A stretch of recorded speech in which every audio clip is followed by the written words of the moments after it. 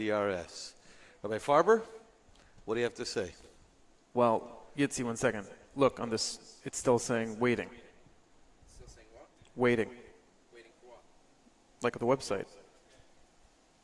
Okay, I just started. The screen is behind. Okay. Welcome, everybody. Well, there we are. Okay, welcome, everybody. Welcome to the live DRS Wildcast, part of our new first annual Alumni Legacy Campaign, raising $300,000 for future Talmidim to enjoy the great education here at DRS. I am so privileged to be joined by my great co-host, Rabbi Eli Storch. Rabbi Farber, this is as good as it gets. This is amazing. We got 6 hours together. Buckle up. Oh, my goodness. Okay. But let's begin. What are we doing here today? We are raising money for the future of the yeshiva. We're going back in the past to look to the future. Going back to our old Talmidim, asking them to help. I saw a beautiful, beautiful note last night written by one of the captains who wrote to his class saying, when I was in school, I was on scholarship, and look at the benefit that I got. So now it's our turn to give back to the yeshiva. And bam, just like that. That's amazing. So let's see, where are we at right now?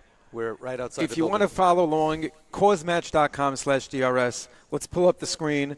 What are we up to, Rabbi Storch? We've Maybe got let's give a shout out to some of our. $1,000 have been raised. Now, $150,000 has already been raised, and now anytime you give $1, it goes one. That's on condition that they give, which means that approximately $34,000 has been given. But before we start with the money, we have to thank Absolutely certain people Okay. here.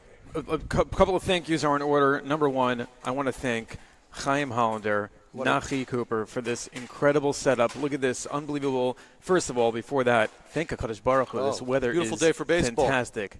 Beautiful weather. Beautiful setup. The step and repeat. I want to thank Alyssa Kirshner, our Director of Development. Tremendous, tremendous thank you to Yitzi Burns. Yitzi, I don't know what we're going to do with you. This guy What should we be do without you he next should be year. on stage. Isn't there a song This like is that? an amazing. Could you, Yitzi, like turn the camera a little bit to your setup over there? Maybe you can show everybody what we got going on here. This is unbelievable. This is one kid. Look what he did. This is unbelievable. I don't even know what's going on here. One kid, and he has had the experience of being able to do this with DRS Live. DRS has afforded him the opportunity. He's not in class today. That's right. If you need him for your bar mitzvahs, weddings, he's available. Yitzi Burns. He's great. But Does a thank great you so job. much for setting this all up. This is really incredible. So professional. Thank you. Thank you, Yitzi. Thank you again to Chaim, to Alyssa, to Nachi, to the entire maintenance crew, Look to at that. Rodrigo and the team. That's right. This is quite the production here. It is quite the production. And we're here for one reason, and that's to help this Talmidim.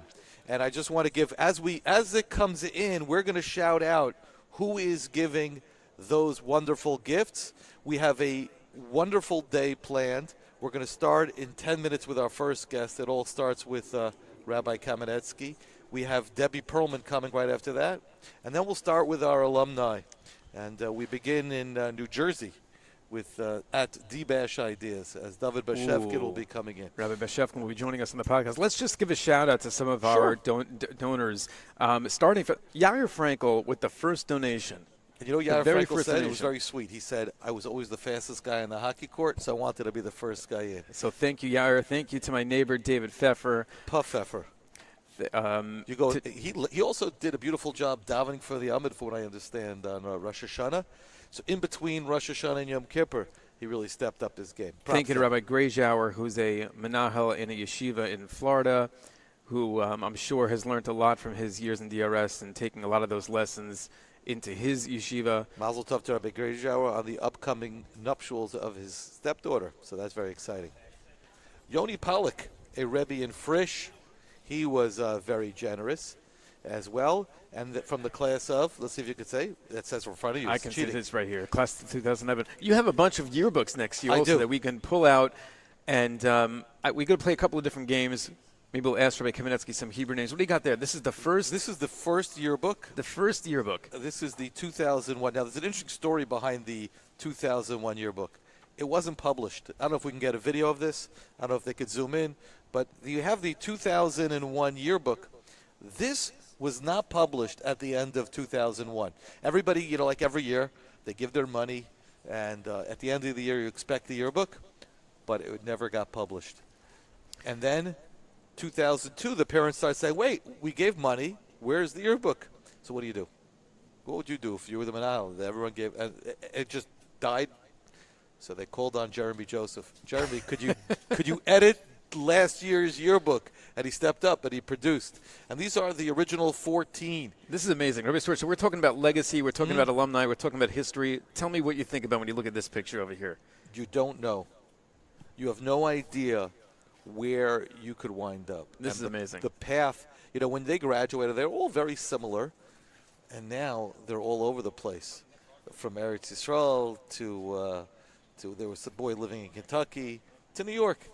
To right around the corner from DRS. That's right. Amitai. Maybe I'll call Amitai. He's on my list of people to call today. Amitai, Amitai was never Zocha to have boys to send to DRS, but he is a current That's SKA unbelievable. parent. That's the first DRS yearbook right there. There it is. The year 2001. So what is going on with you? We normally start off the podcast by just discussing our personal lives. How was your Rosh Hashanah? Rosh Hashanah was very nice, very beautiful, and BKNW, I missed you this Rosh Hashanah. I haven't davened here in a couple of years. But you had a nice time here. Rabbi Kamenetsky davened for the Yamud. He's the best. We had this minyan in this building since September 2002 was the first one. And back then, I got my whole row. Now they're squeezing it in. They're tight. But it's the way you want to daven Rosh Hashanah. You don't want to have space. You want to be with the people, and you want to be davening. So and you spoke before Shofar? I did have the schus. We spoke about that last week with Rabbi Leibowitz. How was his Shabbos Shuvah drasha? Excellent Shabbos Shuvah drasha. I saved you a seat, but you didn't show up. That's true. It was too long a walk. Footbridge. So want to thank. Yeah, who do you want want to thank? Anonymous. By the way, is Anonymous the number one giver right now? I think so. Okay, props to Anonymous. Moshe Tzvi Miller, who just graduated last year, and from Yeshiva Torah Shraga, gives $108. And I want to thank Anonymous here in memory of Mr. Deich. We're going to have later on the podcast, we're going to have Eli Deich, Rabbi Dr. Eli Deich, as a guest on our podcast. Chaim, I think you're in the screen. You should say hello. Thank you to Chaim. Thank you to Nahi. Thank you, everybody. But in Anonymous, in memory of Mr. Deich, we're going to have Rabbi Dr. Eli Deich, his grandson, on later, who just wrote a new sefer. We're going to speak about Mr. Deich a little bit. Rabbi, Mr. Deich, we're thinking about you. I know he would have loved this very, very much. And Eitan Aryeh, that was very generous. He's a rabbi. We should go to Rabbi Aryeh. One of the many people in our yeshiva who came with two last names. Now, Ashi Schreier, number one. There was two Ashi Schreiers who gave. This is the Rabbi Schreier from Israel Arts Eaters, class 2009. That was very generous, along with David Bashkin. Thank you to Rabbi Muscat. It's amazing that seven current Rebbeim are DRS alumni? 7. Maybe it's 8? 7? No, we have one who works in the resource room. Does that count as Rebbe? That's amazing. He's somebody who gives to the Talmudim. He's giving back. So almost half of the Rebbeim are DRS alumni. Half. That's so amazing. You didn't take math. What would half of 23 be? 23 Rebbes. I'm counting you and me. What would a half? A little over 10. So if you have an 11.5 Rebbeim. Thank you to Yair Libin. Thank you to Josh Are you going Rosenfeld. in order? What order are you going in? I'm just highlighting. Oh, that's great. Yeah. So these are your classmates. Do you feel a certain kinship? Do you feel a certain sense of pride? I do. In fact, you know what, Yitzi, maybe we can pull this up. Let's see if this works. Yeah, I want to show you something, Rabbi Storage. Let's see it. Because I'm getting a little nostalgic here. As you should. This Wow. is our shear. Oh my gosh. 2004. Look at this. There's me. Look at you. How old were you there? 2004, 31 years old. You were 31 years old. What? And out of those people, how many are you in touch with? Right now? Yeah. A whole bunch of them. Well, the question isn't really how much you're in touch with. The question is, and this is a way of determining how close you are with somebody, when you see them for the first time in 3 years, does it go right back to the way it was? Absolutely. Right? Absolutely. Right back to that classroom. Right. The same jokes, the inside jokes.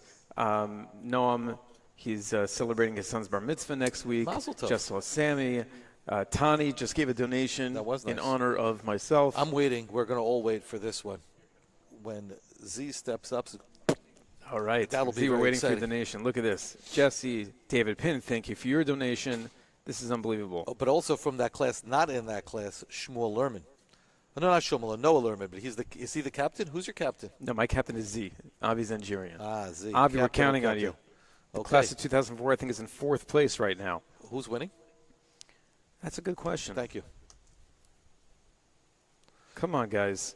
Who's winning the competition? Okay, right now, the class in the lead. And you have like a graphic you Yes. can put out there. The class of 2014 right now is $7,752. The class of 2014, my class, the class of 2004, in 4th place with $5,160. Let's keep it going for the future of DRS, for boys to be able to continue having this wonderful education, the wonderful experience that they had here for the last 29 years. That was of actually research. interesting. I now hear us over the loudspeaker, but I don't hear us in the ears. What do you hear us in the ears? I hear you. I don't hear myself in the ears. Rabbi Okay. Storch, you've been here for 28 years. Kayach. That's amazing. Now I'm back on my ears. What is Kayach. the thing that has changed the most in 28 years? I was thinking about that this morning. There are two major changes that took place. The first one's the phone. The whole world changed. When I started in 1998, I didn't have a phone. I remember in 1999 when Donnie Joseph brought a phone to school. It's like, what?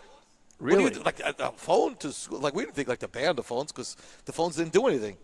What could you do on the phone? You could call people, and you could also like stake.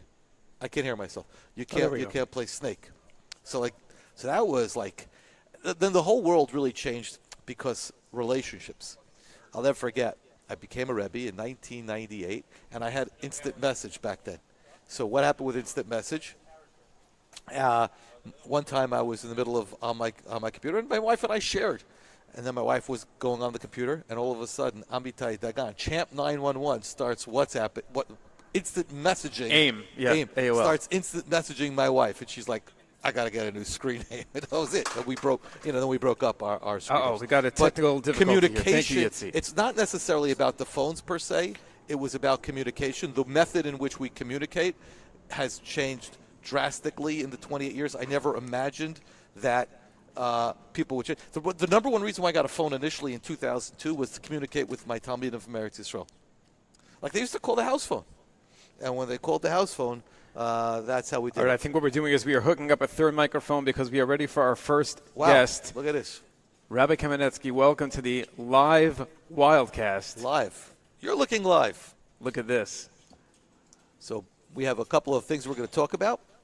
Rabbi Kamenetsky is now the first 4-time repeat offender. Before we start, we have to thank Yair Ozabel from the class of 2009 for chiming in. Rabbi Kamenetsky can't hear? Can you hear us, Rabbi? I can hear you. We can hear you. They're working on it, as long as they're working. We'll get started in 1 second. What is this? This is a check. Look at that. You seeing it happen live. That's We should amazing. also thank, if you look on the banner of the Cause Match page, you could see the people who matched. These are the people who prior to today were very generous to give so that we can match and that everybody who gives today is doubled in the event. Rabbi Kamenetsky, of course, is taking time from his busy day. His kids are in the middle of a bechina. So we should start I can with hear that. because it's being broadcast, but I can't hear in here. Could they hear him with the microphone on the situation? It's all good. Anyway, Rebbe, how are you? Welcome. Welcome to the live Wildcast. Welcome to the Legacy campaign, the first ever. How you doing? How was the bechina, first of all? How are they doing on the test? So I was thinking that somebody should donate in honor of the first 90 that he ever got on one of my bechinas. I would say that would be a good donation. There's some boys who struggled. This is the first bechina of the year. So Still do it in Hebrew? It is a challenge. They're in the middle of the test now. The guys are in the middle of the test. still But what do an Hebrew? amazing day. What an amazing night. What an amazing, honestly, for us, and I'm sure this is going to come up so many times during the podcast, the best part of today is not even the donations to support the yeshiva, even though, of course, that's the whole goal of the day. The best part of the day is connecting with so many alumni. It's just saying hello. It's we care about you, you care about us. It goes in both directions. And even just this morning, I ran out of yeshiva, ran out of slichas to go attend a bris of one of our alumni, AJ Bennett made a bris this morning, and Oh, just it to is. see to still keep up the connection with the Talmidim. Honestly, that's like such a beautiful and amazing part of the day. And we're just getting started. So let's speak about that, because you sent me something amazing this morning. I don't think I've ever seen this. This is, maybe I can pull this up. This is the first ever open house ad. 1996, I guess it was, that this was out in the Jewish press. The Jewish Home wasn't even a thing. Press? The Jewish Times wasn't even a thing. Let me see if I can get this up. But I want to read something that was on this. I'm going to pull it up here. I'm going to read something that I saw. This is the first ever ad. So you're starting a high school, and what do you put in an ad? You don't even have anything to. The school didn't even exist yet. So it writes like this. Yeah, you got to. Well, we can certainly thank Menachem Butler, who, along with Rabbi Storch, the official historian, statistician of all things DRS. And Menachem sent that to me this morning. I don't know how he found it, but you can't ask Kashas on how it's probably in the it's in the Harvard records. It's in the Harvard library. Do you remember in college you had microfiche? Rabbi, before we start, I even want to ask you while we looked. You found it? Yeah. I just want to say it says here relationships between faculty and students, which didn't even exist yet. Students and students, parents, administration. We value our relationships. We work hard to keep them. This is something that you are hoping to do with the new high school you started. You speak all the time about your high school experience and how drastically different it was from the experience of today's students and what your dream was for what a high school should be. Did that aspect not exist when you were in high school, this idea of relationships, keeping up relationships, continuing on for many, many years? So, look, this is going to sound a little bit self-serving, but when we started the yeshiva, honestly, as I say all the time, and this is the absolute truth, and those who know me know that I try only to speak the truth, but the absolute truth is every moment that I was in high school, I was planning to have a high school that really had strong relationships between Rebbes and kids. I was very influenced by camp. I was very influenced by NCSY. And I saw the kinds of connections and relationships that people had in informal education. And I said, wouldn't our formal educational institutions be so much better if relationships were at the core? And I have to tell you, in 2001, I attended a conference at Harvard. And one of the great speakers there was a guy, Norman Kuntz. Oh. You could research Norman Kuntz. I His think he paper's suffered on from the wall. CP. You have a paper of his on the wall. Yeah, I have a quote quote from him on the wall. That they did he was from Canada, they did a Canadian dropout study of why kids were dropping out of school. The 3 R's. What are they? Reading, writing, arithmetic? Relationships, respect, and relevance. They didn't find their learning relevant to them. They didn't feel that they were given respect, and there were no relationships. And therefore, and DRS, relationships have always been at the core.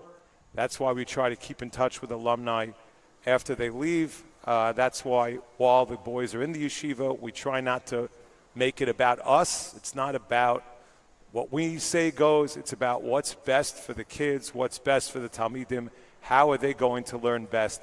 And relationships are a key part of that at all times. So that's been a hallmark even before we started the school. So there it is. Yitzi, pull it up. Maybe everybody can see. There it is. I pulled it up on the screen. Everybody can see. This is the first ever open house ad. Number 7, Rabbi Yisrael Kamenetsky, Menachel Rebbe, by combining dynamic motivation of his Talmidim with a unique ability to care and inspire. Rabbi Kanessi's name has become synonymous in the field of chinuch. You've been a chinuch for 3 years, in all that 3 MTA years, experience. and you become synonymous with chinuch. Breakfast, lunch, and dinner in your house. When did it hit you like that you made it? Like when Rabbi Bedovitz was on the podcast last year, we spoke about an alumni basketball game before we had alumni. But for you, when did it hit you that like these relationships are not bound by the 4 years, that it's going to go well beyond, that it's going to be something that will go, now it's already going on for 24 years after they graduate. When did it hit you for the first time that, whoa, this is going to keep going? I have to say that first year, that first very, very, very special year. People always say in education, like your first year is that year, the connection that you have with those guys, your first year of teaching. So my first year of teaching at MTA, I also have incredible, incredible relationships with those guys. As a matter of fact, there is an individual from my first year of teaching 34 years ago who still learns with me every single morning. If you know the answer to that question, text in to 516-567-7911, and we will give you a dry fit. What are we going to give him? Well, maybe he should send in a donation. Yeah, so, okay, good. That's amazing. 34 years later. Wow. 34 years later, he still learns with me every single day on my Daf Yomi Shir on Zoom from Bergenfield. But that's my first class in MTA. But the first year that we had boys here in DRS, those guys, that year, it was definitely fraught with a lot of challenge. The first chalos kashos, Chazal say, every start that you do is challenging. But those connections, those relationships, there's a boy from that class who davened with us for 25 years, Rosh Hashanah Yom Kippur, and he's still davened with us Rosh Hashanah this year. You can say his name. And he came up to me after the davening and said, gets better every year. He was so excited about being here. That was a connection that we connected with a boy from Brooklyn who wasn't connected, really didn't have much connection to people, but Hashem arranged that his parents were looking at an ad somewhere probably and said, oh, maybe this school in the 5 towns is going to be good for him. And he came, and the connection is for years and years. So I don't know if we could say, Rabbi Storch, that there was one moment or one particular thing, but I just think the connections with those guys, I don't want to say names because I don't want to leave somebody out, but those guys know who they are. Here we go. We got a picture. yearbook We've right shown this there. picture numerous times today. Yeah. But here is the picture. The graduates. Those are the graduates. That's right. So it started with how many? 26 and went down to 14? Well, at Give and take? orientation, we had 28. By the first day of school, we were down to 27. Somebody, by the way, if that guy could bring, I have no idea what the guy's name was. If he can give in a donation, we'll definitely give that guy a dry fit. Okay. The first ever DRS Dropout. dropout between orientation and the first day of school. Wow. Were you went- nervous? Were I you was nervous? Like terrified. this is like an undertaking. Like here it is. Start a school. Like what? Like go. On the one hand, I was nervous. On the other hand, I had my father. You know, I grew up in a house where chinuch was breakfast, lunch, and supper. And because I had my father, so my father was such a calming influence in general. That was his whole MO. He was so calm all the time. And I knew that if I ever had a problem, I could go to him. That's one thing. And we also had people like Jerry Williams, Stewie Samuels, back in the day, Hillel Davis. The opening presidents, I believe, in my first year were Stewie Samuels and Hillel Davis, and Jerry Williams, the chairman of the board. They knew what they were doing. They'd been running school for years. They'd been running elementary school. They didn't know much about high school, but that's what I knew about. I was in MTA for a few years. And Gershon Kramer, Rabbi Gershon Kramer, that's a whole story if we're going to go into it. I don't know. Why not? But unbelievable. We literally have all day. Of how I met Rabbi Gershon Kramer at a wedding, and he suggested bringing me to DRS, and literally the rest is history.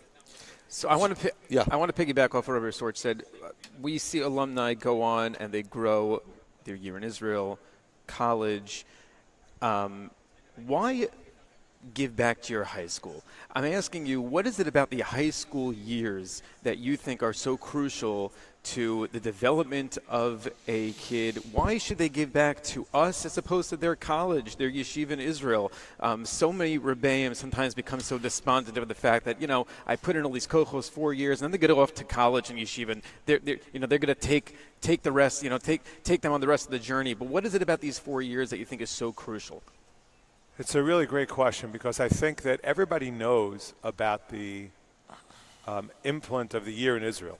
Year in Israel, no one's going to deny that. I mean, I think all of us can speak to the incredible influence that we had of the year in Israel. And like when I was going into the high school business, that was like the standard line everyone said. Let's just get him through high school, get him to Israel. Terrible, And yeah. then, everything will be fine in Israel.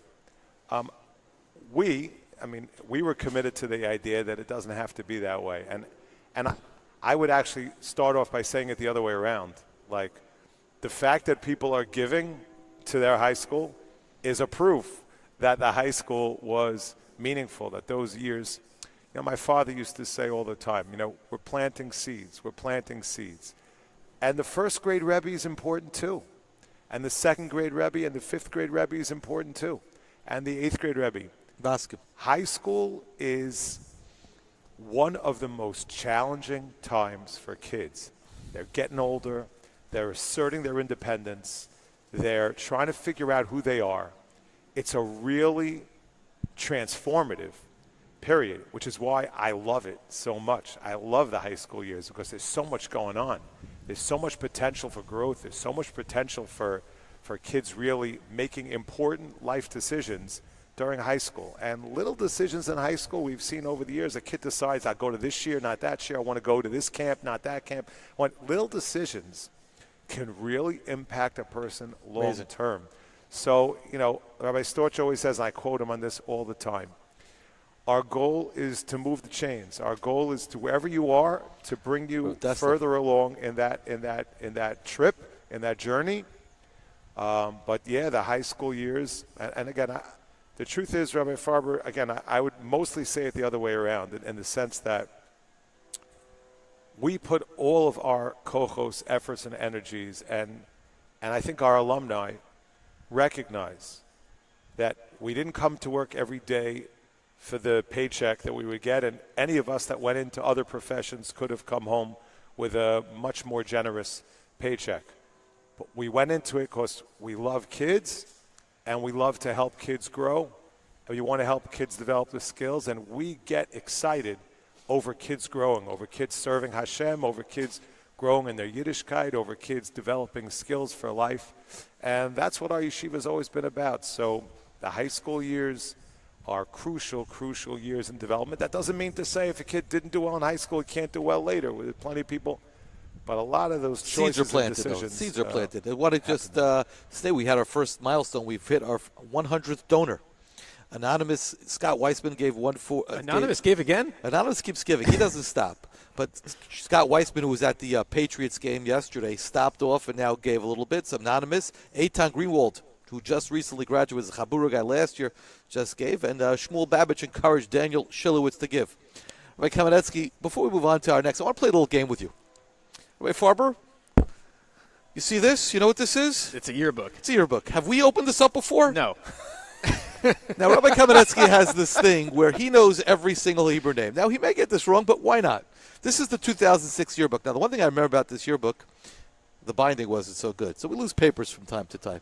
But we're going to open up a name, and we're going to see if Rabbi Kamenetsky could get But beyond the full Hebrew name. It's getting harder and harder. It's getting harder for two reasons.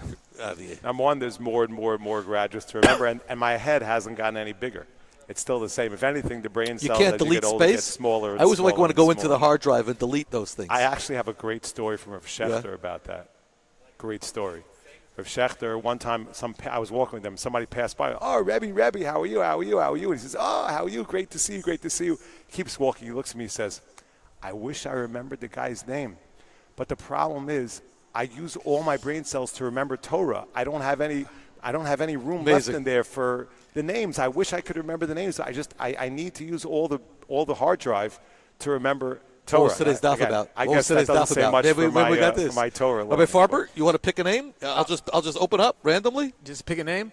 Just open up randomly. You take one and I'll take one? Yeah. 2006. At least we're giving you a clue. This is 2006. No, just the first one you open up to. All right, you ready? Yitzi Letterman. Yitzi Letterman. I can tell you he lives somewhere in Connecticut now. Yitzchak Shlomo. That is correct. Bam! Wow. Yitzchak Shlomo. Oh, my gosh. Bam! Look at that. Yitzchak Shlomo, who now lives in Connecticut, That's so we're very lucky. nice. Here we I'll go. pull out. Wait, it's going to try another year. I'm Another going to open year? up randomly 2004. Have you seen this before? No, this is magicians. Here we go. And we open up to, this is cheating because it's your cousin. That's not fair. Morty Katz. Doesn't say his Hebrew name in it. Morty Katz. I have to know this, right? I have to know it. Well, it's definitely. It doesn't say their Hebrew name in here. Mordechai. Hold It on. might Oh, say it does. Yeah. No, One it second. doesn't. I know his name. Mordechai. He had a brother, David Katz, so that's my cousin. Yeah. Straight. Maybe Mordechai. I don't That's know. why it's so hard. Yeah, I don't know. It's the easiest ones that are the hardest. Hold on. It's your first I cousin. need a lifeline. 1 second. It's your first cousin, right? Yeah. No, it's my wife's first cousin. Your You have wife's to know first his Hebrew cousin. name. Where I does know he live his now? name. He lives in Eretz Yisrael. Yeah, he lives in Eretz Yisrael. Moved from Baltimore. Spent There's some a time in name in my Baltimore. head. I'm just not sure it's 100% right. I knew his name for a long time. Well, it's pretty easy. Hold on a second. Does he for sure have a middle name? We don't know. Actually, it doesn't say here. So, I think he may not have one. There he goes. Mordechai. That's right. Okay. We're going Very to find nice. out. Very Listen, nice. if I try and can't remember it, that means it's not and there. we'll try one more. Rabbi Farber, here's the 2002 yearbook. Open up to one. This is 2002. Here There's we some go. stuff in this yearbook that got through the the editors just before we knew what we were doing. Not to be confused with the 2004 Censors yearbook. and make- Okay, here's a Here's good the one. sense. Chaim Schuss. Living now in, let's see if you know where he lives now. He lives in St. Louis. I think he has 7 kids. Is there a Yerachmiel in there? Yes. Okay, so I'm going to say it's Yerachmiel Chaim. It's Chaim Yerachmiel. But Chaim very- Yerachmiel. very- Oh, Okay. that's very impressive. good. Also, he was not here That's in ninth amazing. grade. He's a transfer, so it's very hard. All right, one more. Let's see if you can do this. This is really remarkable. Are you watching this at home? If you're watching this home, whoa! And just now, as we're doing this, a Talmud of the Menahel just gave a little bit. Although I never had the exclusive of attending DRS, Wow. Rebbe he's has played an such important role in my life and career. Maybe that's him. Maybe that's the guy that dropped out. No, he never had the exclusive of attending DRS. Maybe He never attended DRS. a Talmud of the Menahel. All right, one last thing. Rebbe has Rabbi played Farber. such an important role in my life and career in Chinuch. Thank you for everything, Rebbe. I want to also say shout out to people who are WhatsApping in. Yoni Kirshner, who's watching at home. So not Yoni Kirshner, Zach Kirshner, who's working at home. Thank you very much for watching. No, Yoni Kirshner, I meant to say. I meant to say Josh Kirshner. My bad. Benji Josh Gabler. Kirshner. Benji Gabler. Benji Gabler, the first DRS alum to make Aliyah. Is that true? And I think he's so. also because he spoke at a Yom He did. HaTzmaut event. I think he's also the tallest. He's tied for tallest DRS graduate. You know how tall he is? You know the screen. I can tell you his screen name. Who was the other one? Gabe Alon. Leifer? No, Alon Alon Jacobowitz. Jacobowitz, okay. Big Turkey at AOL.com. See if you get this. Benji Gabler, son of our former General Studies principal, Stepson. Mr. Weinstein. I'm going to say Binyamin, but does he have a middle name? Well, I don't know if this is a typo. It says Binyamin. No, it's It's Binyamin. Binyamin Shmuel. I didn't remember. All right. Okay. Sorry. Benjamin Benji. Shmuel. He already has a child in the Army. Right? okay. I think Benjamin, I think Benji has it. He was in my shir. He was actually here the day that we moved in. Rabbi Kamenetsky, what memories would you told yourself, like, what's been the biggest surprise? You know, when you started this job, you had one vision, and the vision was always a strong vision, but now that it's 28 years, and as we look towards the future, 28, you're in your 29th You're year. not going to believe what I'm going to tell you is the biggest surprise. If I that's gave what you we're 100 guesses, you wouldn't get it. The biggest surprise? It's the first thing that came to my head. Wow. Chaim Hollander's The still biggest watching you? surprise in running this yeshiva has been the amount of parent support and buy-in for the vision and success of the yeshiva, and I'll say it in a very specific way. Maybe I blocked it out of my head. I think I can count on one hand in 30 years the times that a parent was, let's say, disrespectful or wrote in something like totally inappropriate or something like that. The amount of support, I'll tell you, one Rebbe who used to work at DRS, almost every Rebbe, very few Rebbes ever leave here. Rebbes like to be here. One Rebbe had to Trivia leave. question. We've got to throw them out there. Trivia question. How many Rebbes have left DRS? Okay. If you know the answer, So, text in. Good question. So one of the Rebbes left here, he said the most amazing thing about DRS, He's writing it down right now. and it's so interesting because most schools, like you get so used to this, we don't realize that most schools don't operate like this. We don't realize it. The most amazing thing about DRS is that the administration, the parents, and the teachers and the faculty and the Rebbes are all on the same page. We all have the same goals for the kids. So as long as you're all on the same team, we all want a strong Jewish education. We all want a strong secular education. We all support the state of Israel. We all believe in extracurricular activities and We opportunities. did fire that Natura We all Karta guy. believe in chesed. We're all on the same page. So as long as parents know that you are in it for the kids' success and best results, you sometimes will disagree a little bit. One parent will say it should be done like this, and the teacher, the Rebbe, should say it will be done like that. But Big Adol, in general, we're all on the same page. We all have the same goals. I have felt the thing I was most concerned about going into administration education is that the parents are going to make you crazy. The board is going to make you crazy. I did not have one incident in 29 years where a board member made me feel badly about an issue. Never. I never had a board member call me up and yell at me, how could you do this? I never had that. I can't believe it. This is like the day-to-day stories of most people that are in chinuch. We have the most amazingly supportive, on the same page group of parents, and I think that's made all the difference in the yeshiva. It's true, and I'll never forget, a principal once made a joke to me that in his next career he wants to run a school of Yisayimim because they don't have that. But here it's never been an issue. Rabbi Kamenetsky, this is the big question, and I told you in advance I'm going to ask you this question, so feel free to ignore. But people want to know that they've seen your name in the papers, advertising for this thing called Devei Yamim. What's the future? We've spoken about the past and the legacies about the future. What's the future of Rabbi Kamenetsky in relationship to DRS? Okay, so let's first of all state the obvious. Throwing it all out there. After 120, Rabbi Kamenetsky is no longer going to be the principal of DRS, right? Maybe Mashiach will be, but then we'll have the Marsha in Megillah may disagree. Marsha Megillah says all the Batei Midrashim are going to get picked up and brought to Eretz Yisrael. So the short answer is like this. First of all, it used to be for the next 2 years, but because of delays in the apartment, for the next 3 years now. Oh, it's already 3. Meaning we've already bought another year. We're already up to 3. For 3 years, not going anywhere. Currently, we're in the first. This is year 1 of 3. Of those 3 of the years. 3-year plan. 3, we're here. After 3 years, hopefully the apartment will be ready in Israel. But then there's 3 possibilities.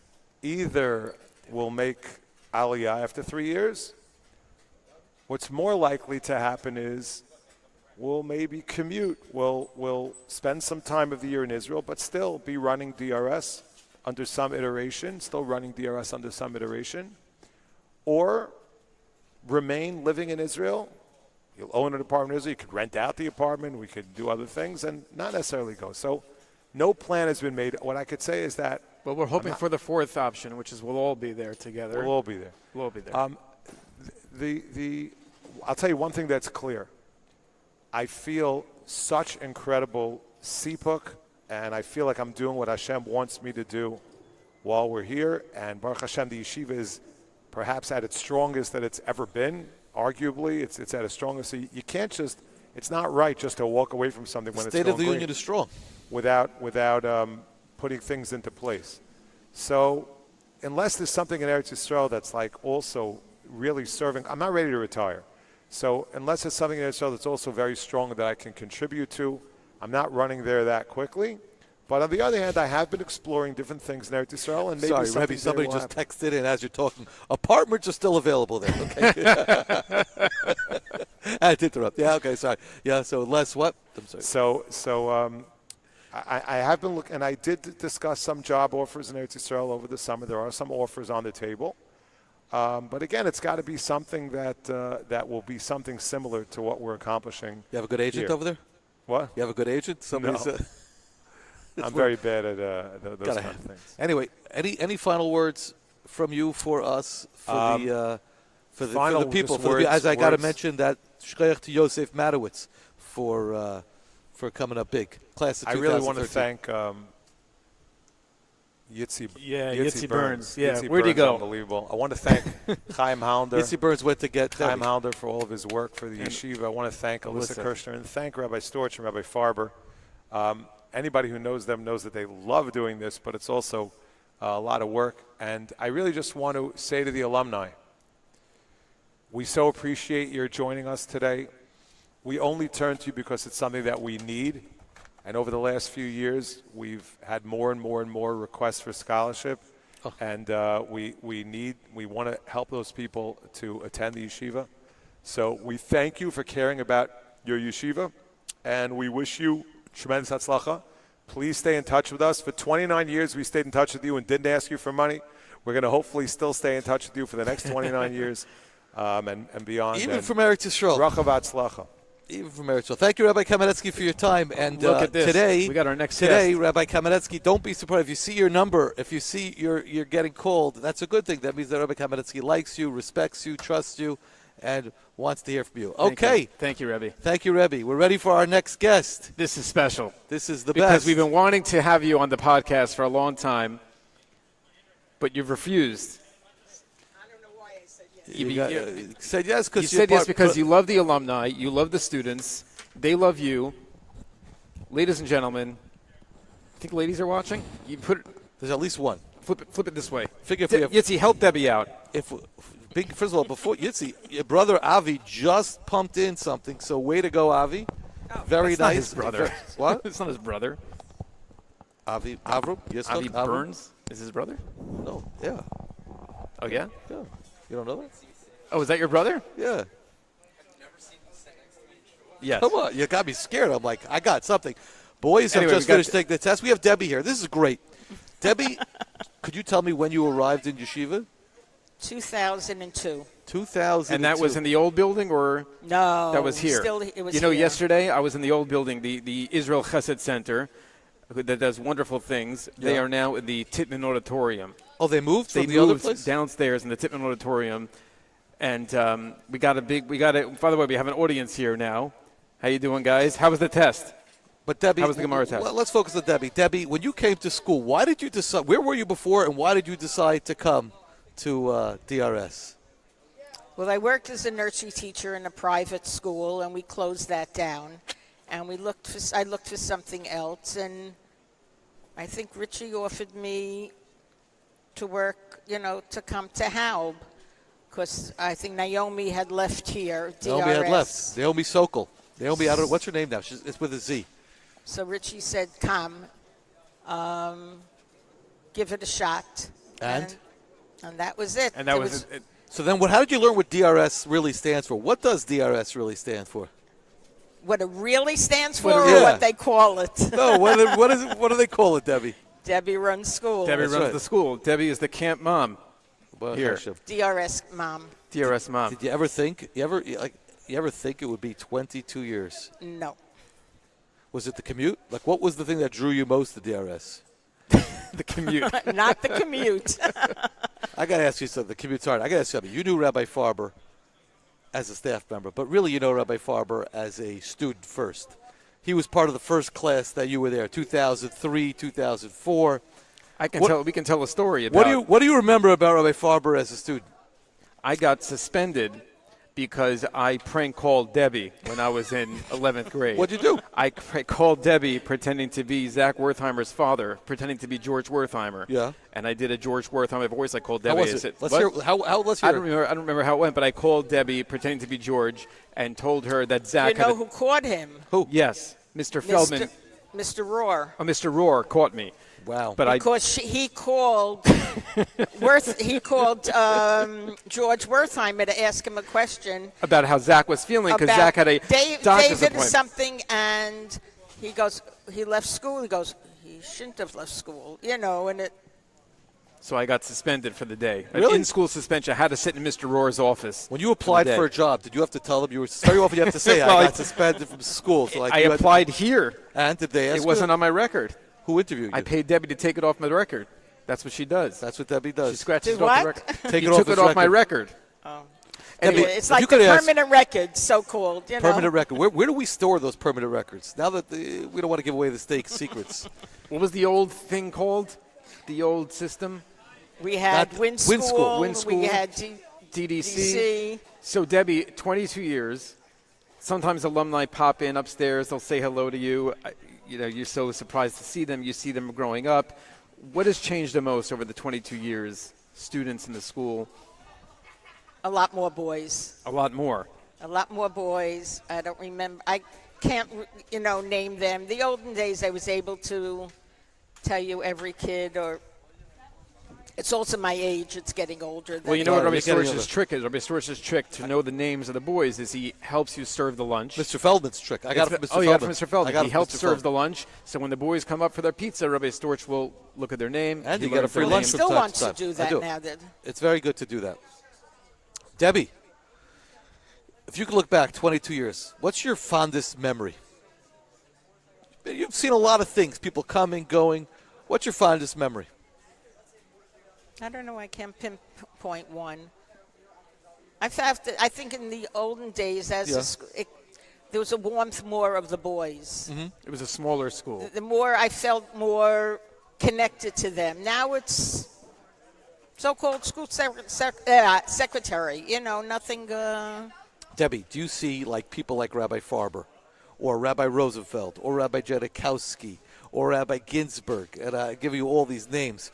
What do you think when you see them as Rebbes and walking through you? Are you like stopping in a what's going through your head? I'm getting too old. You're thinking like stopping an imposter. Come on, you're really a kid here. What are you doing wearing a suit and tie? Sometimes I think of that, these guys. But it's interesting to see. Dor holech v'dor ba. It also shows the love that they have for DRS, Right. which is very important. That for them to come back, to give back to this school, shows the love that they had for it and the warmth that DRS has. It's true. Okay, Debbie, if you have one message for the Alumni, graduates, the pitch. what We're would trying the to get pitch be? them to Why should contribute. I mean, Anonymous stepped up again. They just keep. I gotta it's meet this amazing. guy. I like the notes more than I like the money, but again, it's not my money. But the notes are really nice when people give. We're up to currently, if you keep score at home, 70,000, 23%, as we're in our first 3 hours of the fundraiser. But Debbie, if you could give one pitch to the graduates why they should contribute, what would it be? Besides that, you I'm need a still new here deck. for so many years. Because you love I it. said, give back to the yeshiva what they gave you, and keep the yeshiva going for another 25 years at Amen. least. You know. Amen. Amen, amen, amen. Thank you for your time, Debbie. Thank you, Debbie. You were great. What's for lunch today? Pizza, salad. Salad? Is that a new thing? Yeah, When did they get salad in the? this year. And what do we? Yeah, I remember as long as Wednesday was always synonymous with wok tov. They're out. Yeah, What do we got? Monday, Wok Tov doesn't Monday exist essential anymore. Pizza. You have your choice of different menus now. This is great.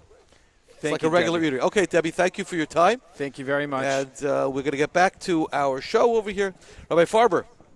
Rabbi Storch, you asked before how many Rebbeim left the yeshiva. So- I wrote down a list. You wrote down a list. Let's see. I have 1, 2, 3, 4, 5, 6, 7, 8, 9, 10, 11, 12. Do we count assistant Rebbes who were No. never full Rebbes? No. So I only have 9. I have 12. I got more work to Look do. at that. I Are you beat you in counting the stats. again? Are you counting Rabbi Brazil? I am counting Rabbi Brazil. So okay, you count. Then I got Okay, 10. so it's now no, I we're- count. Then I got 10. I got 12. 12 Rebbes who left the yeshiva. Yes. In one way or another. Like they're all alive. 12. I beat you. You So- ready? We're going to go down the list? No. I got to do more systematic. 'Cause the problem is that you have to have a system. He used to teach that, and now he's not there. So like, I don't know who do you have that I don't have? So I got 12. I got you. Ready? Yeah, go. Micha Greenland. Rabbi Don't Micha have him. Greenland. There you go. didn't have Rabbi Micha Greenland, who was here for 1 year. Mika Greenland. Rabbi What year Greenland. was it? It was 2001. It was the freshman He year. was a freshman Rebbe when I was in 9th grade. One of the great stories of all time, I think, happened in that class. A kid bit himself on the arm. It says, Rebbe, the kid bit me. Can you imagine being a rookie Rebbe? You know, when you're in Rebbe school, they don't teach you. No. Like, they don't have teach a you class how to in Australia prepare. about- right. They don't No. teach you, like, what if a kid acts like a real clown No. during your class? You have Rabbi Greenland. Who else do I you have Rabbi Dov Emerson. Got it. I have Rabbi David Weinberger. Got it. I have Rabbi Grala. Have it. How you doing, Joe? Joe DeMarco, Mr. come, DeMarco. grab that. Let's just stop this. Joe, come grab the headsets. You're on. Come on. Come on, Joe. Join the couch. That's exactly what we want. Joe, sit on the couch. You're up. Mr. DeMarco, see, You're a up. lot of our Joe, alumni Joe, watching don't know Mr. DeMarco. Mr. DeMarco is one of our new star faculty members. Hi, Debbie. Just Can I do it backwards this way so I don't mess my hair? Yeah, you could do it like no. that. All right. You have to Yeah. ask. This is Mr. I Joe don't know DeMarco, currently the English 9th grade. I would call him Rebbe, but we'll call him the English teacher for now. Mr. DeMarco, your 3rd year now in DRS? My third year at DRS. I also the drama club director as well Drama as club. the film Odd club couple? director. What are we doing this year? We are doing the Odd Couple this What year. did we do last year? Last year we did The Boys Next Door. It was a story about The Boys Next Door. well, it was about 4 special needs adults living together, and the social worker who was burnt out from caring for them. But it was a comedy, and it was hysterical. The boys were absolutely amazing. But my sides were hurting just watching them. They were fantastic. That's And great. I What do you think this enjoy year's gonna be most? even better. What do you enjoy most about teaching here in DRS? Well, the administration won. There you Oh, go. there you go. I love that my back is always taken. Something that I missed working 17 years in the DOE. They never took your back. They never stood behind you. I'm always confident that my administration has my best interest at heart, which in turn is the best interest for our boys. That's great. Yeah. What's the number one thing that you see the difference? Again, you mentioned the DOE, which is the Department of Education. What's the biggest difference between teaching at DOE versus teaching in a yeshiva? I think it's a sense of family and of course, God. I mean, this is a building where God comes first, and any building where God comes first is a building for me. That's beautiful. Yeah. So in the DOE, you couldn't even say the word God. Really? Oh, yeah. It was this. We can openly and freely discuss God, and it's omnipresent in every one of these. What have you learned more? classrooms. Again, maybe this is I don't know if I should ask this question publicly, but why not? You know, it's only on live to our 6 listeners. But How many people are watching now? Burns? what would you tell somebody, like you're entering a Jewish school? I don't know what your relationship was with Jews beforehand. Like, what have you learned about the culture that was I've surprising? been engrossed in Jewish culture my whole life. My stepfather was Israeli. Really? 20 years married to my mom. I did not know that piece Yeah, of information. oh, yeah. And then prior to becoming a teacher, I owned and operated a bar mitzvah DJ dance company. So Really? I did that for 14 years. So you've been mostly involved. bar mitzvahs, spot mitzvahs, and so I worked for Heart to Heart out here on the island and all the big companies in my 20s. So and I grew up in Sheepshead Bay, Brooklyn. So my friends were either Italians or Jews. So we were all friends. Where'd So- you grow up? I grew up right around the corner from there. I grew up third between I and J. Where'd you grow up? Okay, in Marine Park on Stewart and U. Okay. So I went to Sheepshead Bay High School, and still today, half my friends are Jews. So Okay. it's good. Thank you so much. All right, Okay, thank Joe, you. have a great Thanks, day. Joe. All I'll be right, time. thank Come on up. Thank you very much to my dear friend Eli Sinreich, class of 2004, You got it. 2005. Roy Farber, look what we're doing. For They his don't even very know what's generous coming. donation. We just pulled the kid off 3. The reason why I pulled up Bobby I know Time. why you pulled him Why'd I up. pull him up? Because he's a son of an alum. That's right. Yeah. What did you know about DRS? Let's talk about this. What did you know about DRS? Like, what did your father say? Right. You growing up in a house, your father mentioned DRS. Was it like part of your world? You went to Yeshiva Katana as a youngster, and now. But I'm saying, what did you know about DRS growing up? I've always like Wait, hold on. Is my mic good? Your mic. You have to put the mic get your hand off the mic. this. Yeah. There you go. All right. Yeah, it's been like DRS was always brought up in my house, and it was it's basically a part of my life, and I've always wanted Do you to come want to? here. Can I tell you one of my great memories in DRS? Your great grandfather used to come and learn on Thursday nights with your father. There were 2 Baruch Abitans. There was Baruch Shalom and Baruch Yechiel. Your father's Baruch Yechiel. And your grandfather used to come Thursday night. He used to do 2 things. I remember him sitting there. You named for your grandfather? Yeah. Yeah. He used to sit there with his pen, and he used to write drushes. So I remember him, like, sharing with me. They used to call him the Sfardi, Rosalovich called him, I think. And then he would learn with the 2 Baruchs. And they would sit and they would learn, and it was like it infused our base medrash. Do you feel like you have to how is it when you come to DRS and you know your father was here and he walked these halls? Not only his father's here, his uncle's a Rebbe in the yeshiva. Oh, that's right. His Forgot mom about is the that. president of the parent council. So it's like it's part of the blood. It's part of the DNA. Yeah, definitely. And is it a pressure on you? Oh, like Well, you just just a chill. little bit, but A little like, bit? not that much. How'd you do on today's Gemara test? Hopefully, very well. Hopefully, yeah. You worked hard. Yeah, worked What hard. was the sugyas today's bechina? There's 2. One of them was Kli Rate Gun. Okay. The like Midas HaKadosh Got to put your thing by the mic. I hear you. Midas HaKadosh Baruch Hu versus Midas Basar Bartam. Okay. And the second one was about if you have to eat temporary foods in the sukkah. Okay. Nice. Learning sukkah down in the basement with Rabbi Klappholtz. Okay. Thank you so much for your time. Thank you. And you have a pitch? Why should people give money today? Come on, make it a good it's- pitch. Look at the it's a- camera, make it a good pitch. Make it like you care. Pretend you're selling something. It's a great school, and you should just keep it coming. That's right. All right, there it we is. go. What do you boys think? Okay, thank you was so great. much. You know, I'm gonna give money right now. That's it. What are you giving? Our next guest coming up, we have somebody coming up in 5 minutes, all the way from Teaneck. For those of you who don't know, I'm curious. The olden days, one of the big changes that we had in the yeshiva was the 10-minute break used to be during shir. That's why it's called the 10-minute break, because it was a 10-minute break.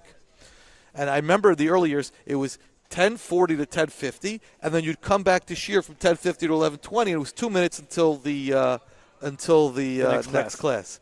Then we made a big change. It was a 10-minute break. Thank you. It was a 10-minute break after shear because they felt their shear, and then people need to unwind. Is that what's going on right now? What?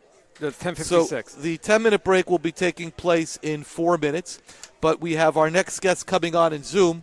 We have the great David Bashkin. For those of you who follow him on Twitter, he's there. So I got a big – but right before we got to go, we just had – North Woodmere just stepped up. Yes. It was the entire North Woodmere got together. Eli Sinreich, B.J. Frankel, who is not a DRS graduate. Thank you, Yosef. Rabbi Storch and Natan killing it up there. Thank you. It's Rabbi Farber to you, Yosef. It's Uncle Joe, who has twins who are in 8th grade, so people are watching out for them. But B.J. Frankel, who's not even an alum.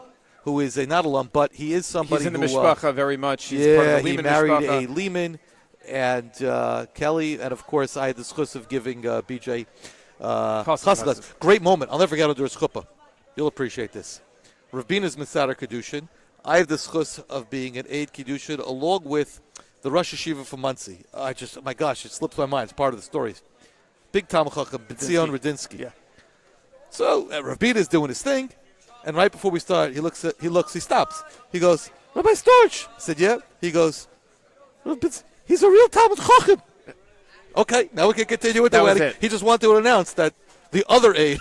We should do a podcast about wedding stories. You must have tons I would of love great to wedding do like stories. how to klep a wedding. Wedding stories. You might maybe one time you said the wrong last name under a chuppah. Oh, remember that? Yes. It was close. It was close. It was in the ballpark. The wrong last name. You were the Masada Kedushin. Yeah, I remember once when one of my rebbeim, who was the rebbe of all of us, he forgot to pour the wine, and he made a bari priagafen. So like, even Michael Jordan misses shots. You know what I mean? So, like, it's great. Anonymous steps up again. Thank you, Anonymous. From the class of 2009. There's supposed to be a screen somewhere where we're putting up all these scores as it's coming in. Yitzi, you know about this? We're putting up the score, and we're getting ready for our first Zoom, live look-in. No, but I'm saying, is there going to be, so the people outside, we have a large crowd. Look at the crowd gathering as we're about to hit a 6-minute break. Rabbi Farber, are you excited? This is actually a close and personal friend of yours. What's coming that? up in 2 minutes as we get ready. On the podcast? On the podcast. Yeah. Is he ready? He's going to be zooming in at 11 o'clock. Very soon? The Rabbi K number, he's calling in at 11 o'clock. Very excited. You could, for those of you who want to just get a shout out, please feel free, 516-567-7911. Mrs. Lampert has checked in. We thank Yosef Hagler for telling us we're killing it. And, we're going to need a little hydration, I think. I'm almost finished my coffee. You finish your coffee? And we get ready to go. But, Rabbi Farber, so far so good. Rodrigo, so where are we up to, Rabbi Storch? What are we up to? We are up to currently in this wonderful legacy where we look back. $74,000, 24%. Now, you could do the math. There. How much is that? It's 24%.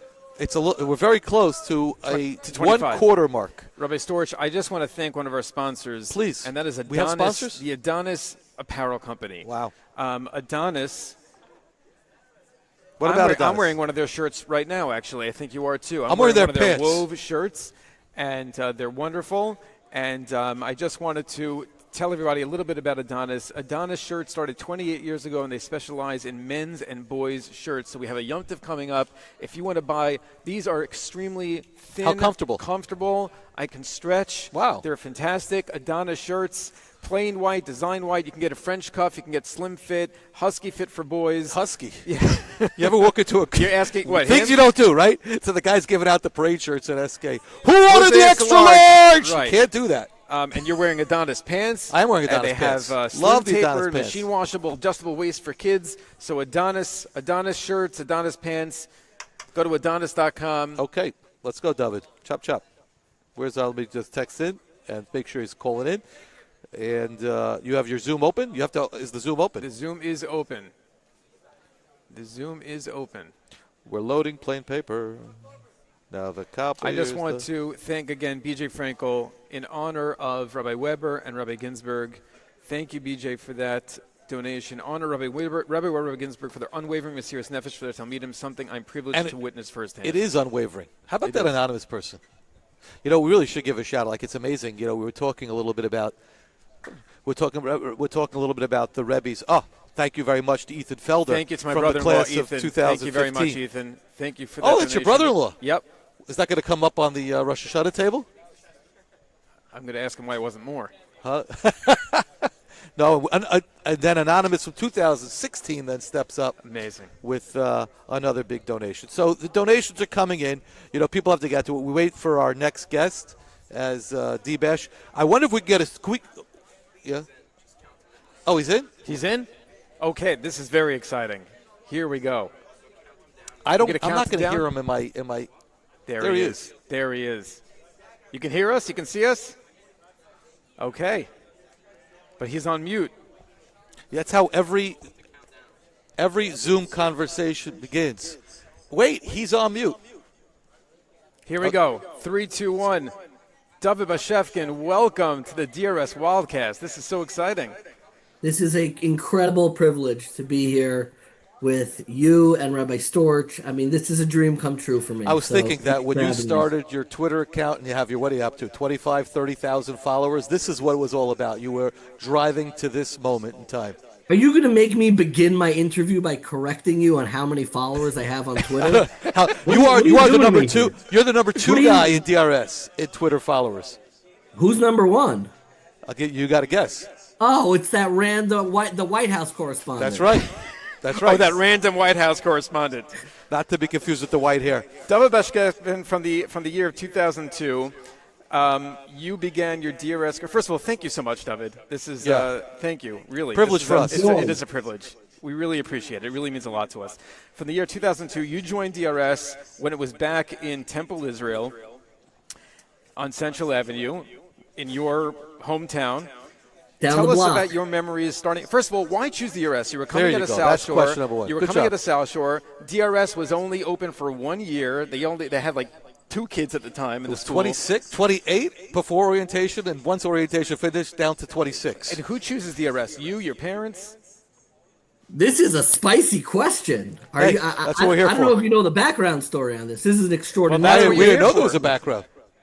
I did not. I fought tooth and nail not to go to DRS. Wow. I was very nervous. I was an anxious child, believe it or not, back then. I know it comes shocking to you to hear that from me now, but way back then I was extraordinarily anxious, and I felt like, and I love South Shore, continue to love South Shore, but I remember I went to the DRS open house. They showed a video. They showed us a movie that actually, I believe Bill Cosby had a major role in. That didn't age well. And they served Dunkin' Donuts, which at the time was the not from donut shop. I mean, the from donut shop of South Shore was Donut Delight, which I don't think exists anymore. It was Now it's called Allen's. Well. So I felt like DRS, when I first was deciding, I wanted the snug, cozy world of South Shore. I did not want to leave. I remember feeling nervous that I would have classmates with names like Craig. I'm like, this isn't South Shore anymore. This is insane. I don't want this. And I fought my parents, and my parents, particularly my father, who really was not that involved in like these kind of decisions, felt like that in DRS I would find a Rebbe, and they were absolutely right. So as hard as I fought not to go to DRS, I ended up there, and I fell in love almost immediately with the yeshiva. It's interesting. You mentioned that you had anxiety at that age. My wife and I were talking about you this morning. My first memory of you, I don't know if you remember this, walking to Shalashudis for the first Shabbaton. I don't know where we were walking from. We were walking to Sutton Park, and you were speaking at the Shalashudis, which now you do professionally, you do all the time, and you were freaking out. Memories of that? I do not. I assume it was when Rabbi Kamenetsky lived in Sutton Park. Yeah. I do remember that quite well. I remember that because of something else significant that happened. I'm going to tell this story, but I'm going to remove the names. But at that speaking event, Rabbi Kamenetsky asked me at the end of the event to stick around afterwards. Everyone had left, and it was really just me and Rabbi Kamenetsky. I was utterly terrified, and Rabbi Kamenetsky came up to me. I'm just starting ninth grade, and was trying to. He would encourage me to be friends with certain kids in the grade who were struggling with friendships. And the fact that he had his eye on the ball to that degree, you'll never guess who it was. You'll never ever guess. I don't think so. You really have to do. Some members of the class, if you do a lot of math, might be able to figure it out. But I remember I was just very moved to have the Menahel, Rabbi Kamenetsky Shlita, be so concerned over the social well-being, the friendships of people in the class, that I was willing to look the other way, that they served non-Chalav Yisrael donuts at the open house. Something that was not easy for me. David, could you speak? We had Rabbi Kamenetsky on earlier. We were talking about the impact of high school. And how much boys grow after high school, you're in yeshiva, college. Could you speak about the impact of high school, of these 4 years in particular, and maybe even the impact that your years in DRS had on your future and your distinguished career? I think of high school in a lot of ways, and I think Rabbi Storch might appreciate this. I'll give a rare sports analogy. That to Your me, career was built on a sports analogy. It was the first one. Which Dave one? Letterman. Oh, very good, very good. But to me, high school is kind of establishes the central identity that even if you build on it, or even if you you go full below it, there's always a reversion to the mean of who you are, of that coming into self that you experience in high school. And for me, high school was absolutely transformative. I still think about it really, really all the time. I'm not embarrassed by it. I don't think I'm too cool to focus on my high school years. It is when I really learned about myself as an individual, of learning how you interplay with the wider world. And the sports analogy I always say, and I don't always say it, it's something I've been thinking about, is Kobe Bryant one time said that the reason why you're supposed to practice so much is because when you're under pressure, you're only going to revert back to the excellence that you're able to create with muscle memory during practice. And like, life gets very crazy when you leave high school, you go to Israel for a year or two, and then you go to college, and then you start building your life as an adult, and there's a lot of pressure. Where do you return to? Where's the muscle memory that you return to as a person, as an individual, as somebody who kind of builds their emotional capacity, their religious capacity? I think that foundation of that for the rest of your life continues to be your high school years. At least it was for me.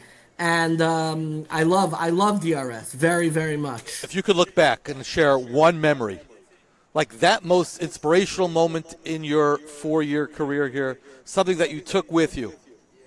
Is there a moment? Is there a person? Is there an event?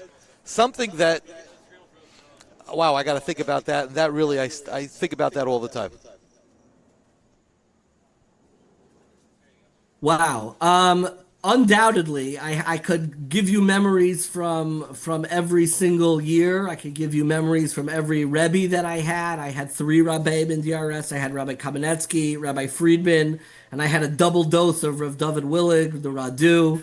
And each of them had a tremendous impact on me. I think the person who had the largest impact on me, and I don't have an event or an incident that explains it, I really just have a word. It's Rabbi Kamenetsky. Rabbi Kamenetsky is one of the most sincere people alive in this world right now.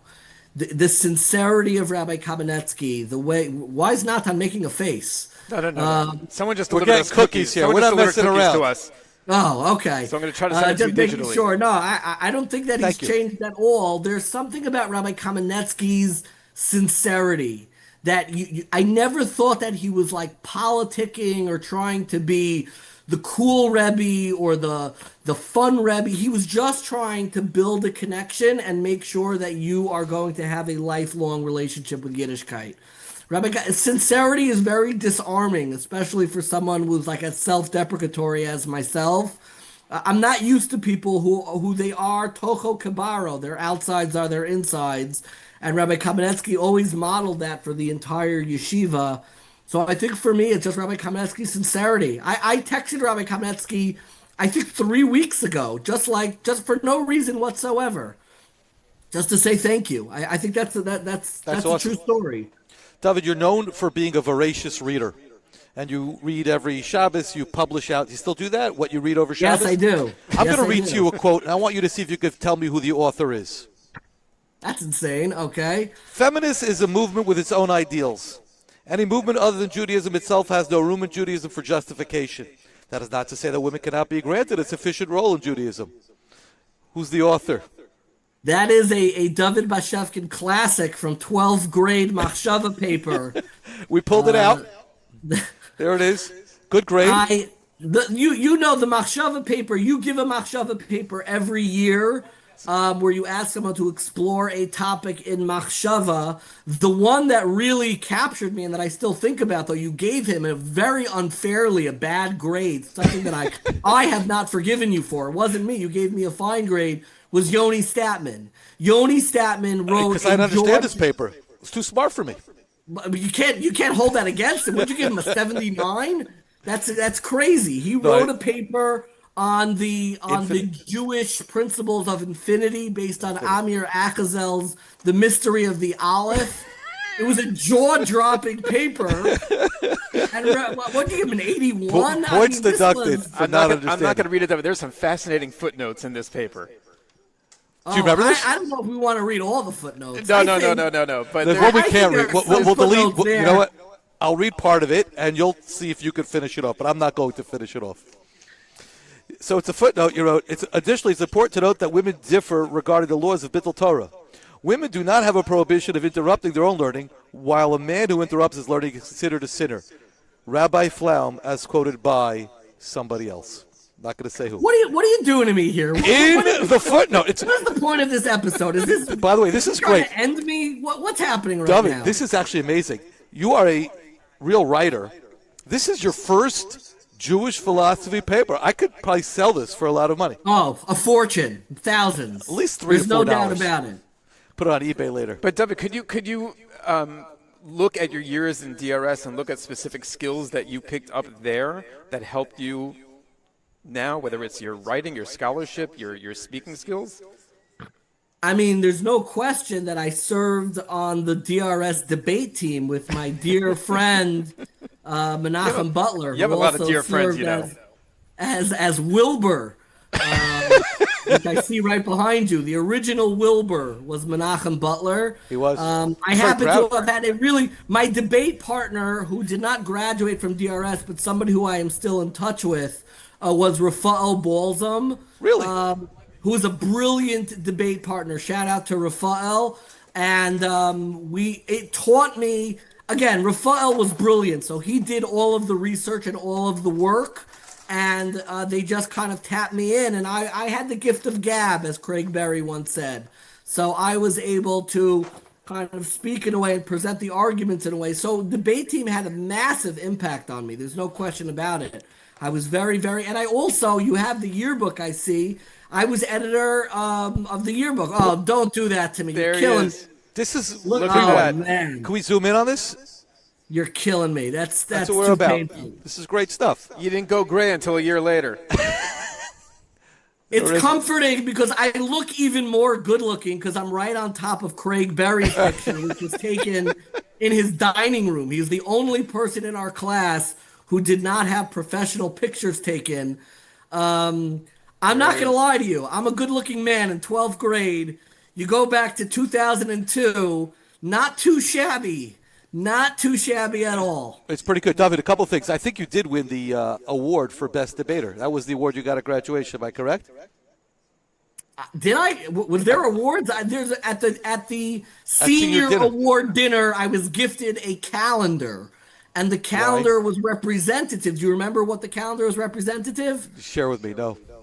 I was given a calendar by you and Rabbi Benovitz to keep track of what hashkafa and religious image I was presenting on any given day. Are That's you pretty funny. Haredi today? Are you going to be off the derech? Are you going to be yeshivish? Read an What's excerpt happening? from David's bio. Let me David, see. first of all, before I read this yearbook is notorious for getting a lot of stuff by the censor. So Yes. as I read this now, I don't even know what I'm reading. You could probably say, oh, that's what that meant as I'm going. A father and a son walking together in a forest. There's That's a horse quote from Rabbi Shmuel Brazil's parent-son Malava Malka in 9th grade. when Oh, we made a Kichu Milcham collective- Devarim. Yup, and then he taught that song. introduced Kichu with that story, and we made a siyum on Great moment. Beitza.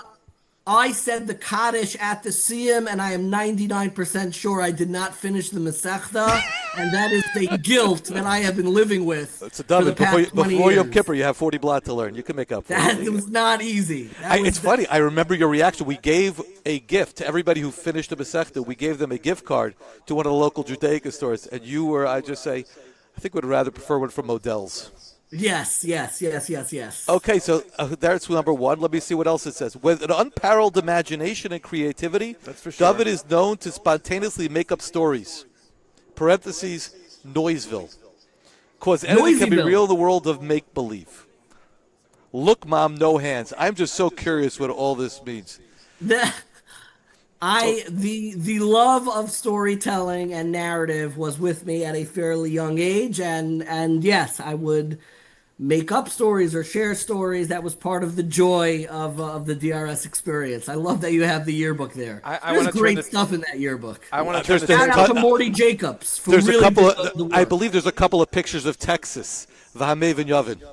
I want to turn But the what's tables a little bit. interesting about, can I say something about the humor of our yearbook? Sure. What's really remarkable is if you go back It is. and read the old, like, Onion-esque articles that Morty Jacobs used to write, the humor holds up 30 100%. years later. It is still funny. It's a brilliant piece of work. It really is. And a shout out to Morty Jacobs, who I always criticize. I thought, Morty, why did you leave the humor game? It was top-notch humor writing. Yeah, he was good. What wanna was the turn- name of the paper? We have his nephew. His nephew is currently in the yeshiva as a 10th grader. I Yeah. want to ask, because we're speaking a lot about our connections, relationships to alumni, so I want to just turn the tables a bit. I want to, Rabbi Storch, I want to ask you Whoa. about the nachas that you get from David. Off the charts. Anytime you see guys like him who are really what David is doing is sharing ideas with the world.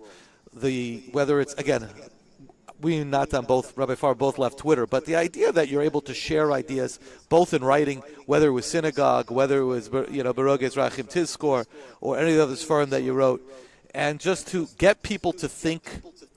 And I spent time, I don't know if I tell you this, but I was on a vacation in Spain this past summer. And I had to make a drive from midnight till 1 in the morning to get to the airport. And I'm sitting there driving, listening about your dating life for an hour. And, but it kept me awake. And it was great. And I was thinking, I know, as you're telling the stories, what, got it, need it, nope, I got to know this one. David, what's your best Rabbi dating story? Storch and I's relationship predates DRS because he was in high school and grew up with my brother-in-law. Did. Steven Squit, Shlomo Moskowitz. Give a big So, mazel tov. His son just got engaged. and his son just got engaged. But Very yes, special. my bonds to DRS run extraordinarily deep. And Rabbi Storch is from the originals. You were there in 9th grade when I came. Your 9th grade, yes. That was the second year. I came with you. We came together. You, Rabbi Klappholtz, and Rabbi Kamenetsky. That was and Mr. Abramowitz. That was Rabbi Klappels, basically Rabbi the Kamenetsky lineup. there before. Mr. Weinstein was there, and Larry is still here. God bless Larry. I want to just ask, we're going to our next interview, but in a moment, Mr. Deich's grandson is going to be on the podcast. Wow. Share a memory. Do you have any? No, you're. I'm going to disappoint you. I never had Mr. He was Deich. after his time. No, he was there at the No, same he wasn't time. after my time. But you didn't I have him had- as a teacher. Early DRS was all about bragging how many teachers you got from Stuyvesant, a school that I had never heard of Bedford Stuyvesant. before DRS. And we had a teacher named Dr. Sheldon, who was a yeah, do you remember Dr. She was a Yes. young, Yes. wasn't young, but she was this woman who really had me fall in love with reading and writing. I wrote a paper on a separate piece about the character Leper Lepillier, which was a little bit spicy piece of writing from my 10th grade. But I never had Mr. Deich, Mr. Deich. Mr. But I have no doubt. I know from the alumni and people who did have him that he is a legend to this very day. Your social connections that you made here.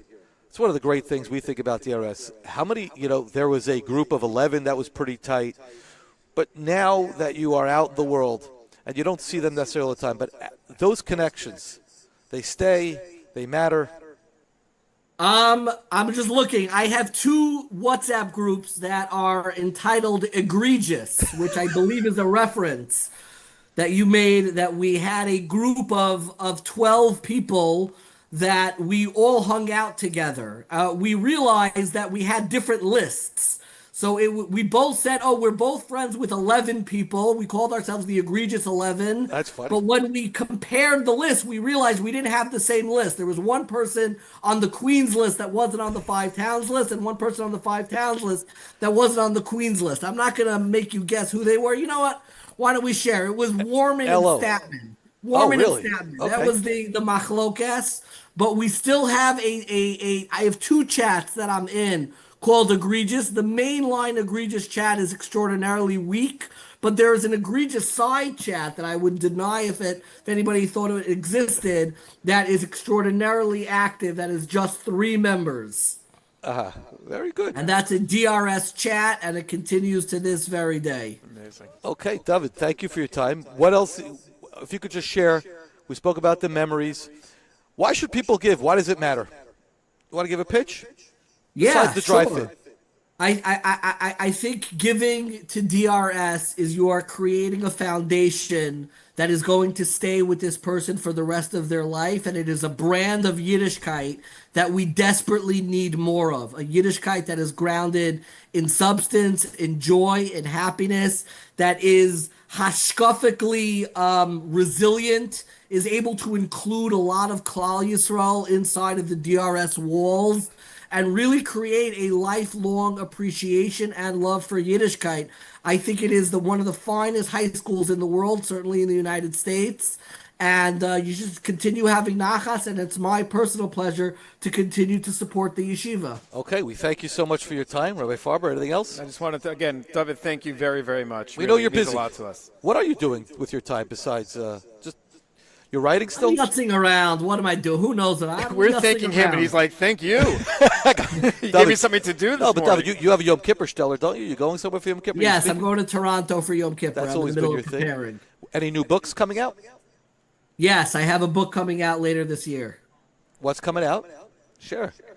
I read this over Shabbos, reading Jewish history into the Parsha. Okay. And it will be on all of the, it'll be a book on the Parsha with all my And Parsha. you can listen to the shiurim on Old Torah, right? Yes, you can. Yes, And you we should can. give you a podcast shout out also. You could listen to David on 1840, or you could. Oh, that's so kind of you. Hey, we're all Yeah. about we push the product, as you used to say. Gotta push product. There's Push no the product. question about 1840, you could see it online, or you could see it, listen on Spotify, Apple Play, whatever. Wherever podcasts are sold, 1840, 18FORTY. Thank you so much, friends. Sending all my love to you and the entire yeshiva. Sei gesund und stark.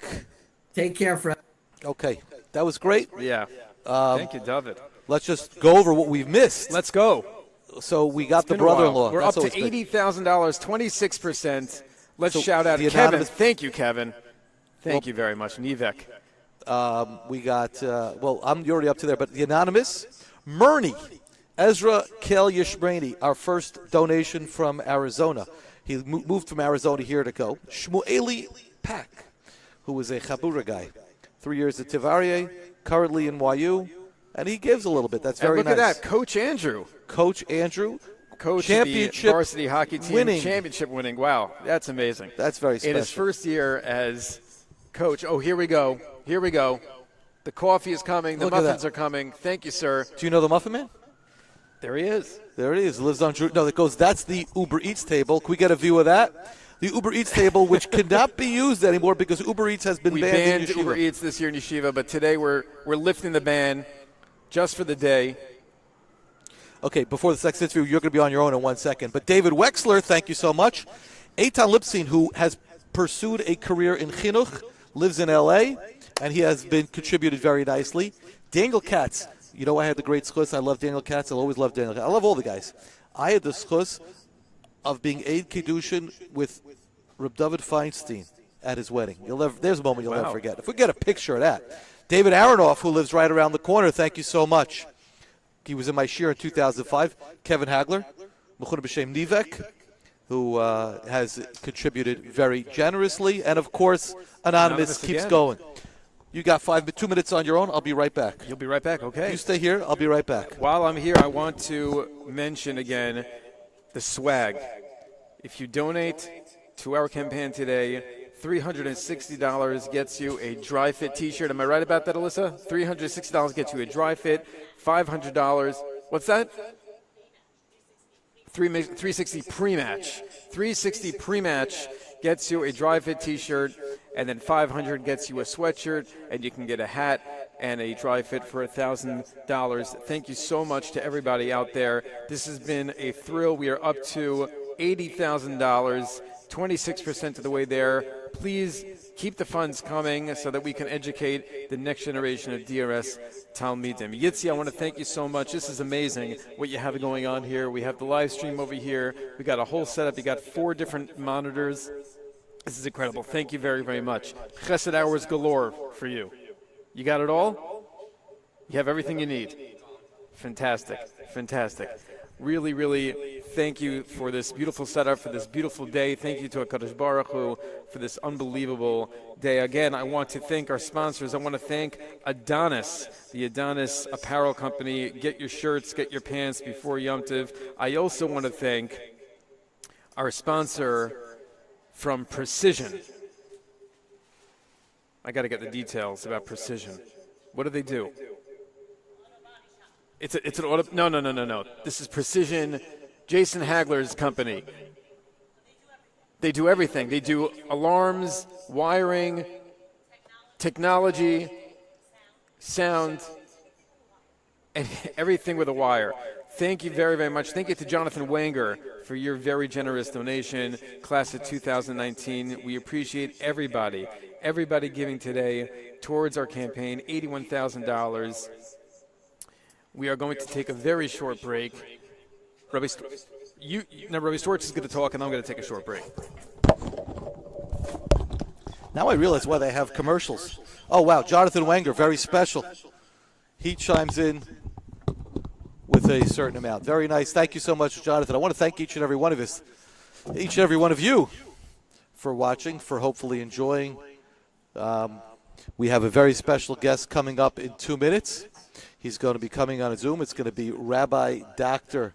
Eli Deich, who has been a student here. And, of course, we think about Mr. Deich. Who passed away a month ago and still is very much in our hearts. And Eli's going to come speak a little bit about his grandfather as we remember some of the fine things that he did in this yeshiva. Okay, we're going to continue going. I want to remind everybody that today is really about giving. It's about the shout-outs, of course, also. We're up to $81,332 to reach our goal of $300,000. I want to remind you also tonight, we have a very beautiful event in Yeshiva where we're going to be sitting around and singing songs of tshuva. Rabbi Kamenetsky, I'm sure, will address the people. There'll be people just talking about Inyane tshuva.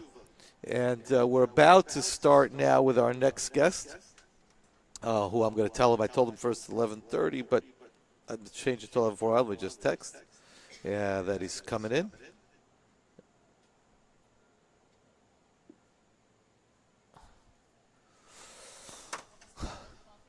Yeah, coffee would be great. You know, just like a car needs gas, so too does people who are on podcasts all day. This is what we got to do. But again, thank you everybody for listening. But it's about contributing, and we'll take this time to read the banner, which we haven't done. But Rachel and Abi Abitan, thank you so much. Samuel, the anonymous in honor of Sammy Butler and James Libin, that's very special. In honor of Lilo Nishmas Achavar Shlomo Michael Ben Meir. Mickey and Yossi Berger, who just made Aliyah this summer, last summer I should say. Very special that they contributed. Mindy Gavin and her family. We remember her husband well, who was a big member of the Greenhouse, came very, very often to watch his son play, but he was like a fabric of the yeshiva, always sitting there with a sefer. We remember him very, very well. The Huberfeld and Jacobs families who helped contribute. Jessica and David Jacob. It says Jacobs, but it's one Jacob. She is a renowned doctor. She's delivered by children and grandchildren. Samantha Ben Kramer, in honor of their parents, Lenny and Louise Kramer. Ben, who made Aliyah 3 or 4 years ago, he was a parent of the yeshiva as well as a graduate. His Gavriel Simcha was here. Dr. and Mrs. J. Lerman for contributing, and Dr. Tammy and Yitzi Rose, and Debbie and David Seltzer. So we should be ready for our next guest. Okay, he is in. Yitzi, could you let him in? What do I mean, count him down? Five, four, what button do I hit? No, but I have to see the screen. Go to Zoom. Okay. I see him. We're ready to go? 5, 3. And there he is. Rabbi Dr. Eli Deich. How are you today? Thanks for having me. You kidding? It's our honor, and we thank you very much for taking up from your busy schedule. You know, like I definitely feel like a little bit of an imposter being on here, especially with the likes of Rabbi Dr. David Bashkin. I know you're having Rabbi Elliot Schreier come on later, but I'm wondering, Rabbi Storch, if you've ever checked out the DRS Wikipedia page. No. Why? What does it say there? If you go to the DRS Wikipedia page, so under notable alumni on the bottom of the page, so the two distinguished rabbis that I just mentioned are mentioned as notable alumni. Yeah, David Bashkin and Elliot Schreier. That's if you go today. But if you go back a couple of years ago, so I just sent you a picture. You could read what the section of notable alumni says. Notable alumni? Yes, going back a couple of years ago already. It's not, it's been updated David since. Bashkin, Yoav Deich. As it should. And one day it'll be Rabbi Dr. Eli Deich. Yes, you couldn't get Yoav to come on, but I guess I'm here instead. Okay. Rabbi Dr. Eli, let's begin. You're in 8th grade. You've grown up in a house. Your grandfather was this legend. Mr. Deich taught DRS. You're in Halb, and I guess it's natural that you're going to come to DRS. But were you nervous? Like, what were your expectations coming into DRS?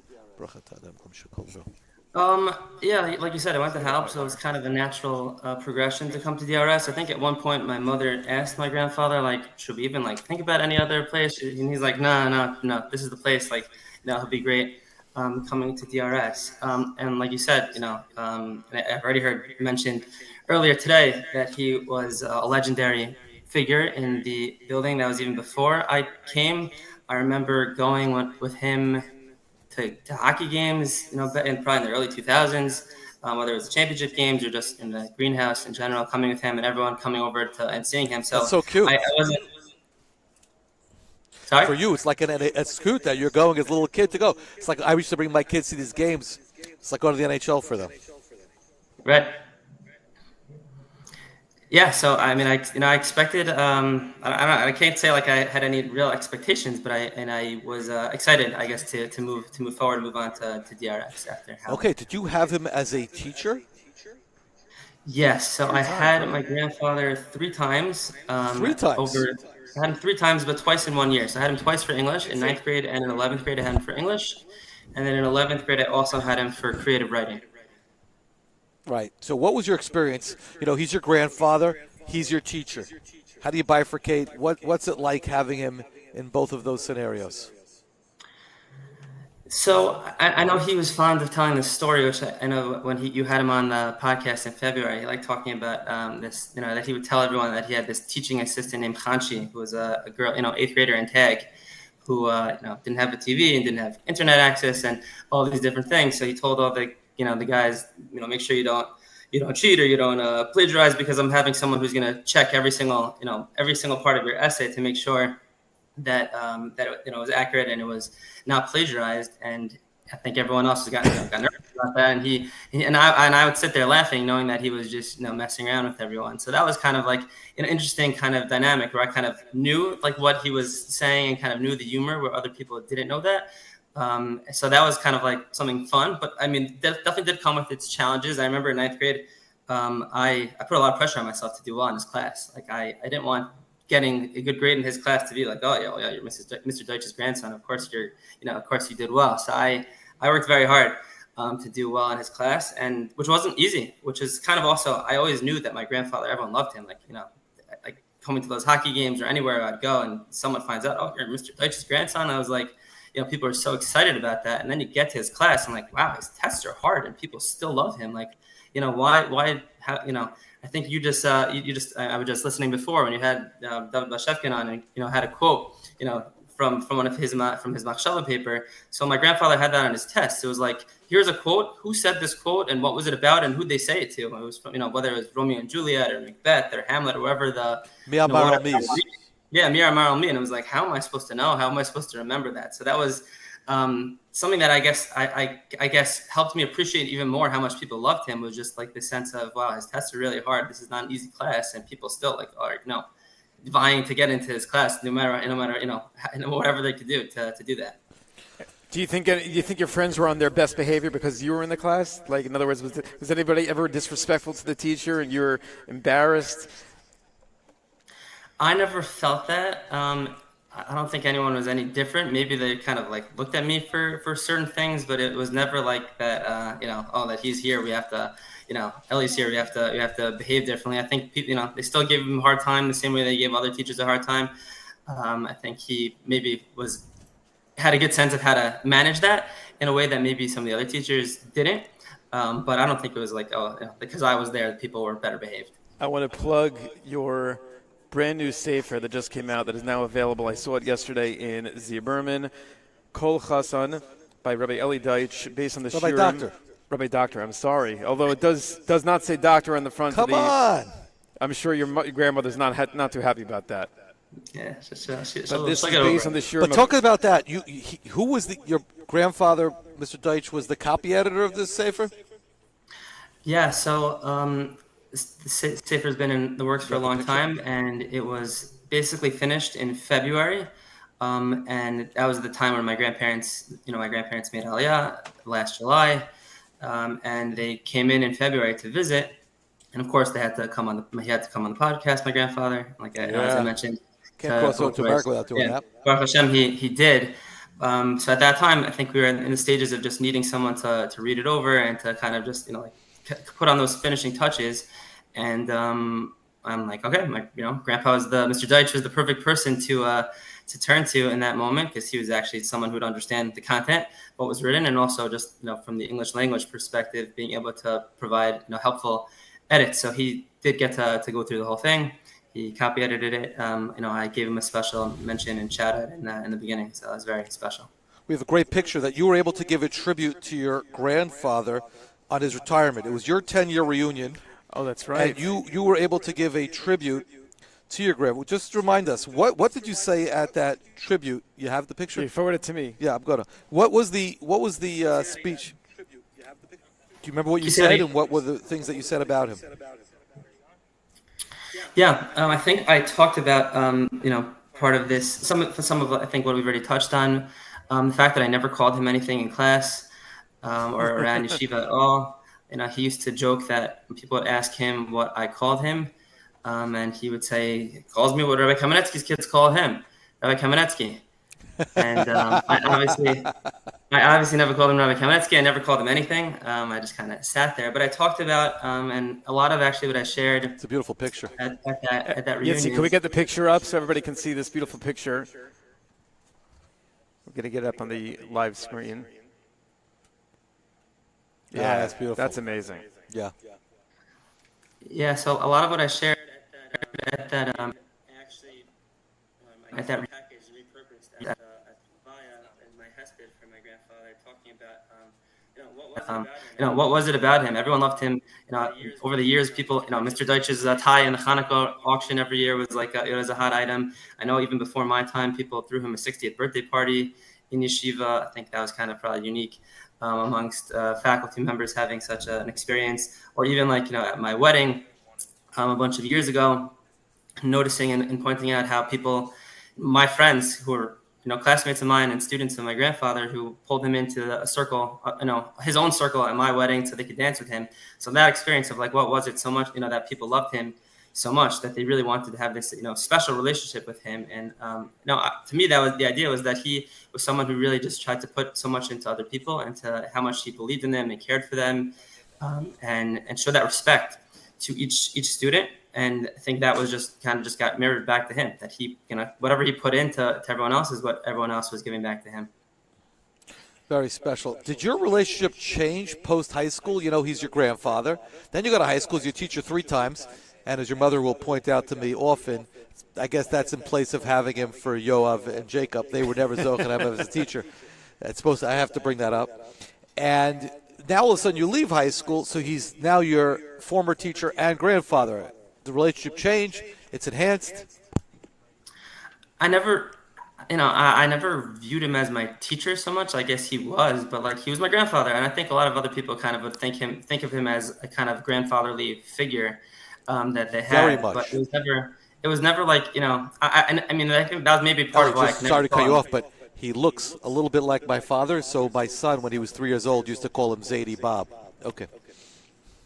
Yeah, and so much of what I've experienced in my life and people in my my extended family or my parents' friends, or even just in the past year, having heard about the different experiences people have had with him, in Yerushalayim and in the community over there where my aunt lives, like everyone calling him grandpa. Like it was kind of just a natural thing for him. But so for me, it was like I never called him Mr. Deich, probably because like how could I? He wasn't really he was my teacher, but like he was my grandfather, and like that's who he was. But so I don't know if like I would say the relationship ever changed in that way, but I think it was always enhanced by like he was such a part of my life in this way, where he was interacting with my friends, my contemporaries. He kind of knew a lot of what was going on in my inner world. So that was kind of something special that I think even translated further down the road when he would see people or hear about people who were my age, my class, and is kind of just getting to see what happened to them as they. Okay, Ellie, 2 more questions, that I have. But just talk about your experience in high school. Give us your most inspirational, your favorite experience, your most memorable experience that you had in your 4 years at DRS, 2010 to 2013. Well, we've been talking about, I think, what was my most memorable experience. So just even the years that I didn't have my grandfather, just seeing him around was a really special thing for me to see him every day. But something that I kind of knew this question that you would ask, having listened to a bunch of the podcasts. One of the experiences that I think I've gained a lot from. The longest Talmud in Yeshiva, Joey. Yeah, sorry. That I look back to and that I gained a lot from was actually, Rabbi Klappholtz in 10th grade on his inner shir. And so instead of having a final, we had to present a sugya, to prepare the sugya and to present it for our shir as the final. I think that was something that was really transformative for me and really helped me a lot, just kind of giving me the sense of like, wow, this is something you could do. This is something, that I'm capable of doing, and just like how much excitement there was around that experience of like getting to prepare things and then being able to then share it with, others. It happened to be even that first year when I was in 10th grade.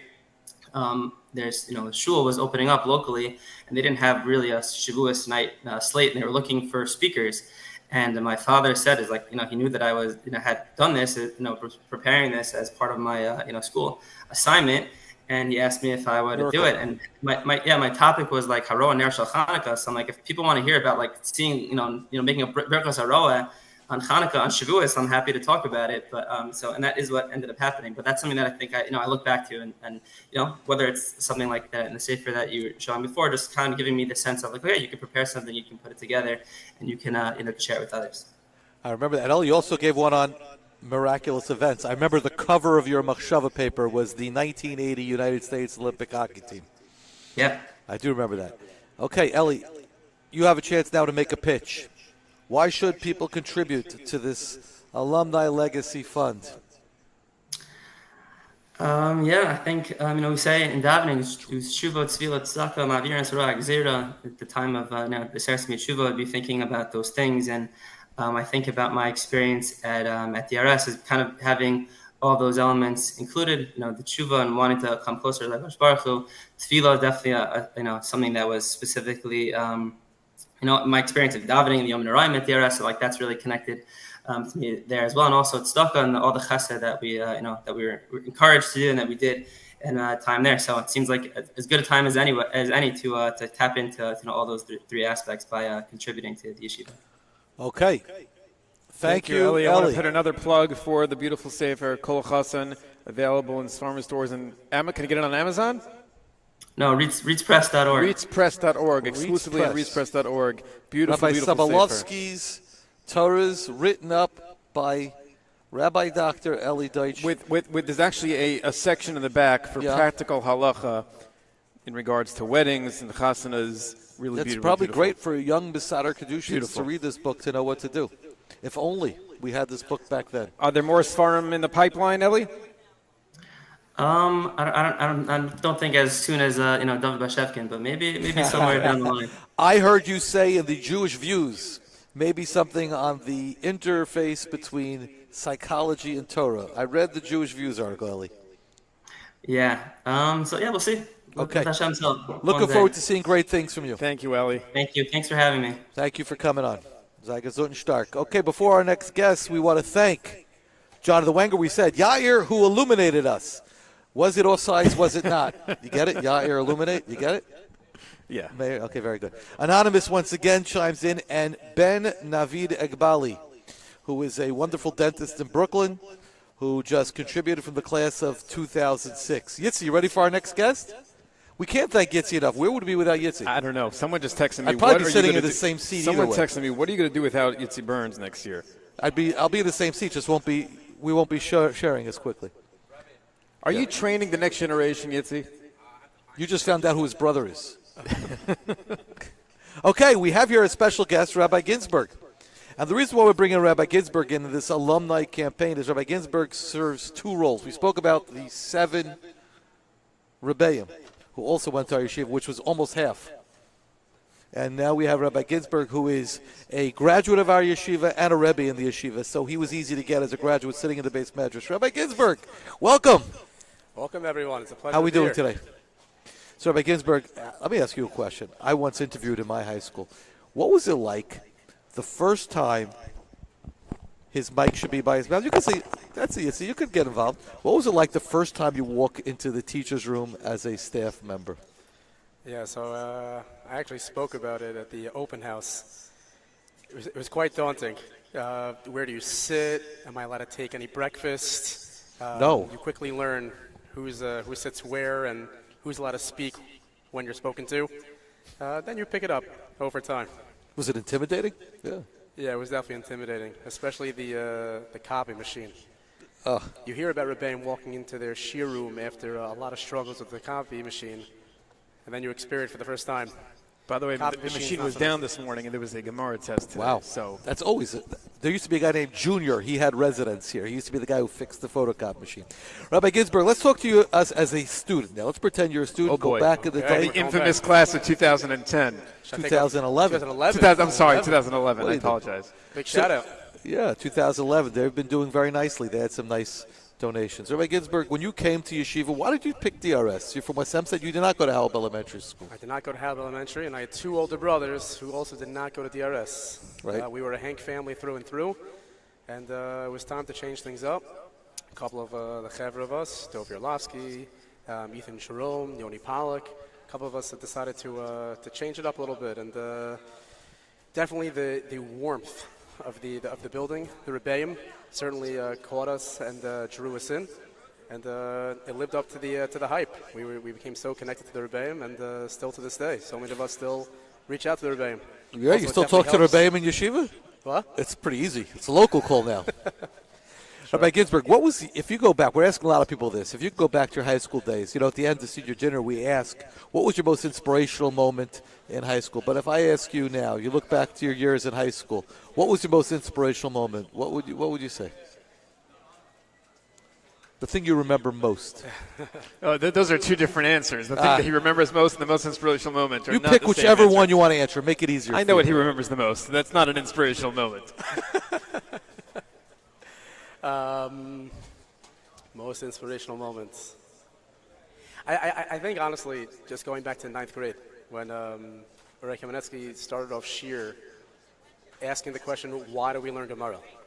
it was the first time I ever was taught that you're allowed to ask such a question. I mean, you show up to school, and they give you svarim, they give you books, and you learn, and you take tests, and you go through it. And then suddenly a Rebbe is asking, one second, take a step back. Why do we learn Gemara? I was like, whoa. It's like liberating. It was like, you're allowed to ask such questions. And then he sang a song. It was like, wait, we're allowed to sing songs also? I think just remembering back, like I still remember that day. I remember I was sitting in Rabbi Kennedy's room. I'm going to share my earliest memory of you. It was back in the Shabbaton when all 4 grades used to come, and you were selected as the 9th grade speaker to speak at lunch. This is at Swan Lake? No, It's at one of these dumps, I should say, one of these beautiful hotels. It was at the Raleigh. Was it the Rolly? Rolly. In the Raleigh. Okay, the Rolly, the Swivel Stick Lounge. And you got up to give a drush, and I was sitting next to Morty Bennett, who was a senior, and everyone says, oh, that's the next Bennett. You know, that was the person who, and I remember, whoa, this guy's got what we call Stoltz. You got up and you gave an old man Dvar Torah. I think when we were meeting about whether I was going to get a job here, I think Rabbi mentioned that. I did? Yeah, for sure. And you still got the job. I knew since that moment. It just took a couple of turns, a couple of curves, but we finally made our way back. Did you always want to be a Rebbe? Like, when did you decide I want to be a Rebbe? Yeah, I would definitely say, I guess, non-popular opinion, but since I was second half of high school, I definitely wanted to be a Rebbe. Since when? So the varsity years. Definitely wanted to be a Rebbe. Inspired by my Rebbeim, tremendous Rebbeim here. And, the dream was always to come back home. We took a little bit of a circuitous route. You went a little circuitous route. Most people in the yeshiva, they go and they become the assistant Rebbe. Rabbi Farber I was the first assistant Rebbe, replaced by Rabbi Leibowitz. You went on. Who did you replace? I don't know who I replaced. But you did, instead of being an assistant Rebbe, you became a Rebbe somewhere else. You went a Rebbe somewhere else. So you saw, you're one of the rare people, you saw another yeshiva, but that must be healthy. You must have gleaned something from there to bring back here. Yes, I happen to be, looking back, I always ask myself this question. Should I have gone the route of being Rebbe Kennedy's assistant or been somewhere else? I grew so much from being somewhere else and seeing and being exposed to different Talmidim, different Hanhala, different Rebbeim, different environment, and bringing the positives so much over here and fusing from here to there. I grew a tremendous amount. I wouldn't take it back. I'd go that route. But as a Talmud of the yeshiva, let's continue this line of questioning. What did you learn as a Talmud here? And you say, that's what I'm going to give to my Talmidim. What's the continuum there, the Besorah right there? I think that it's not about the content, but it's about how you give it over. It's about the warmth. It's about the love. It's about the environment that you create in the shiurim. That's the most important thing. You're never going to remember, that particular vort or that particular line, history or chemistry or whatever it is, but the environment that the teacher and the Rebbe creates in the room, that you'll remember forever. He's a member of the basketball team as well. Did you have any success? We didn't go so far. You didn't go so far. But we tried our best. We definitely tried our best. A couple of early playoff round exits. Amazing. And how many, of your chaverim from those years you're still in touch with? You want me to say it publicly on the? Sure, Yeah. it could be nobody. I always like to say it doesn't. My board with my high school friends, I'm still close with a lot of them. But we don't get together. But when we see each other, it's like right back to where we were. So I definitely have to thank Rabbi Fogel for creating, and for Rabbi Fogel and Rabbi Renoff for creating this minion, this hub that brought so many of Chaverim back. I'm saying a lot of your chevra daven at that minion. A lot of chevra. Yeah. Anytime I walk over the footbridge to go see my brother, always bump into 2011 graduates, left and right. So definitely not in touch with so many on a constant basis, but friendly, warmth, a lot of hugs, a lot of dabbing up, and I heard from a couple of them before Rosh Hashanah. And here's the last question we'd like to end with for everybody. So I'm putting you in advertisement. Look at the camera and say, here's your pitch.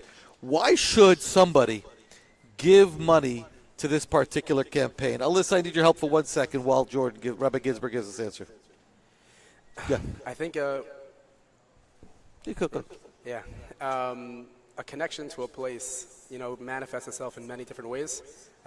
Definitely staying connected by showing up to events, definitely, trying to call Rebbeim teachers.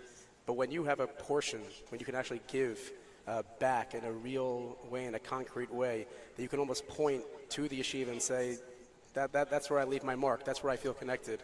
How could you pass up such an opportunity? And to give back in a monetary type of way, to be a part of this legacy campaign, to look back and to be able to tell your kids and your grandkids, like, DRS made it, DRS survived, DRS thrived because I helped, because I gave back all that I took in. How could you pass up that opportunity? It's amazing. When you give Mamanat Tzibor, you get part of each and every mitzvah. One of the great things about being at Rabbi Farber is we're watching all the Uber Eats coming, which you're not allowed to do, so we can confiscate after lunch. I'm sorry, sir. Could you bring the Uber Eats over here? The Uber Eats comes right here, This sir. is a violation right now. Right there. There it is. Violation. All right. Thank you so much, Rabbi Ginsburg. Sure. Have a wonderful, wonderful day. This is great. Live on the Wildcast. You're confiscating someone's Uber Eats? Yeah, I got That's 2 bags amazing. already. Thank you very much. Let's, Okay, we have one more check in guest here. But before we get to our next guest, I want to give a big shout out. David Bashkin just mentioned him in his recent one, but Chaim Schuss from St. Louis, Missouri, just chimed in and gave us a nice contribution.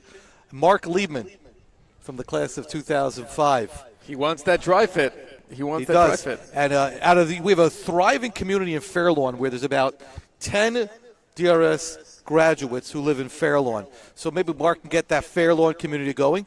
I want to just give an update in the drive. We have $84,392 that we have collected. And so that's very exciting. And as they keep coming in, the contributions keep coming in. People are asking me questions about it, and you could email Alyssa Kirshner for that if you want to know where to give the money, and she could help you out. Okay, our next guest is our current General Studies principal, Dr. Zadoff. Dr. Zadoff is now in his 3rd year here in Yeshiva. Our graduates don't necessarily know who Dr. Zadoff is, but his imprint in the Yeshiva has already been very significant. Dr. Zadoff, how are you today? Great to see you guys. It's great to be here. You're smart. You're not wearing a Beautiful jacket. It's getting hotter down day. here. So, Dr. Zadoff, what's been going on in Yeshiva? We've been out here all day. Anything fun? Thank God. Everything is settled down. Kids are going to classes. It's I kids saw are a coming little out bit here. of It's a good day. activity. Okay, so Dr. Zadoff, you grew up, you went to a different high school. I'm sure it was a great high school. And what's your first interaction with DRS kids as you were growing up? So my first interaction was in yeshiva in Israel. First at Yeshivat HaKotel, and then at Yeshivat Netiv Aryeh. Meeting kids who graduated from DRS, class of 2002, kids like, not just kids, but people like Ben Kramer, who's on the wall today.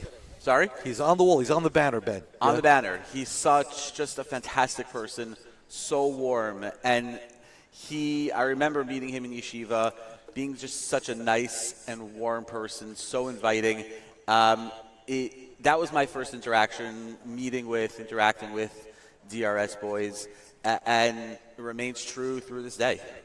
So you were involved in academia and then came back to high school. So now you're at a crossroads in your career, and you decided to take the plunge, so to speak, and come to join us in DRS.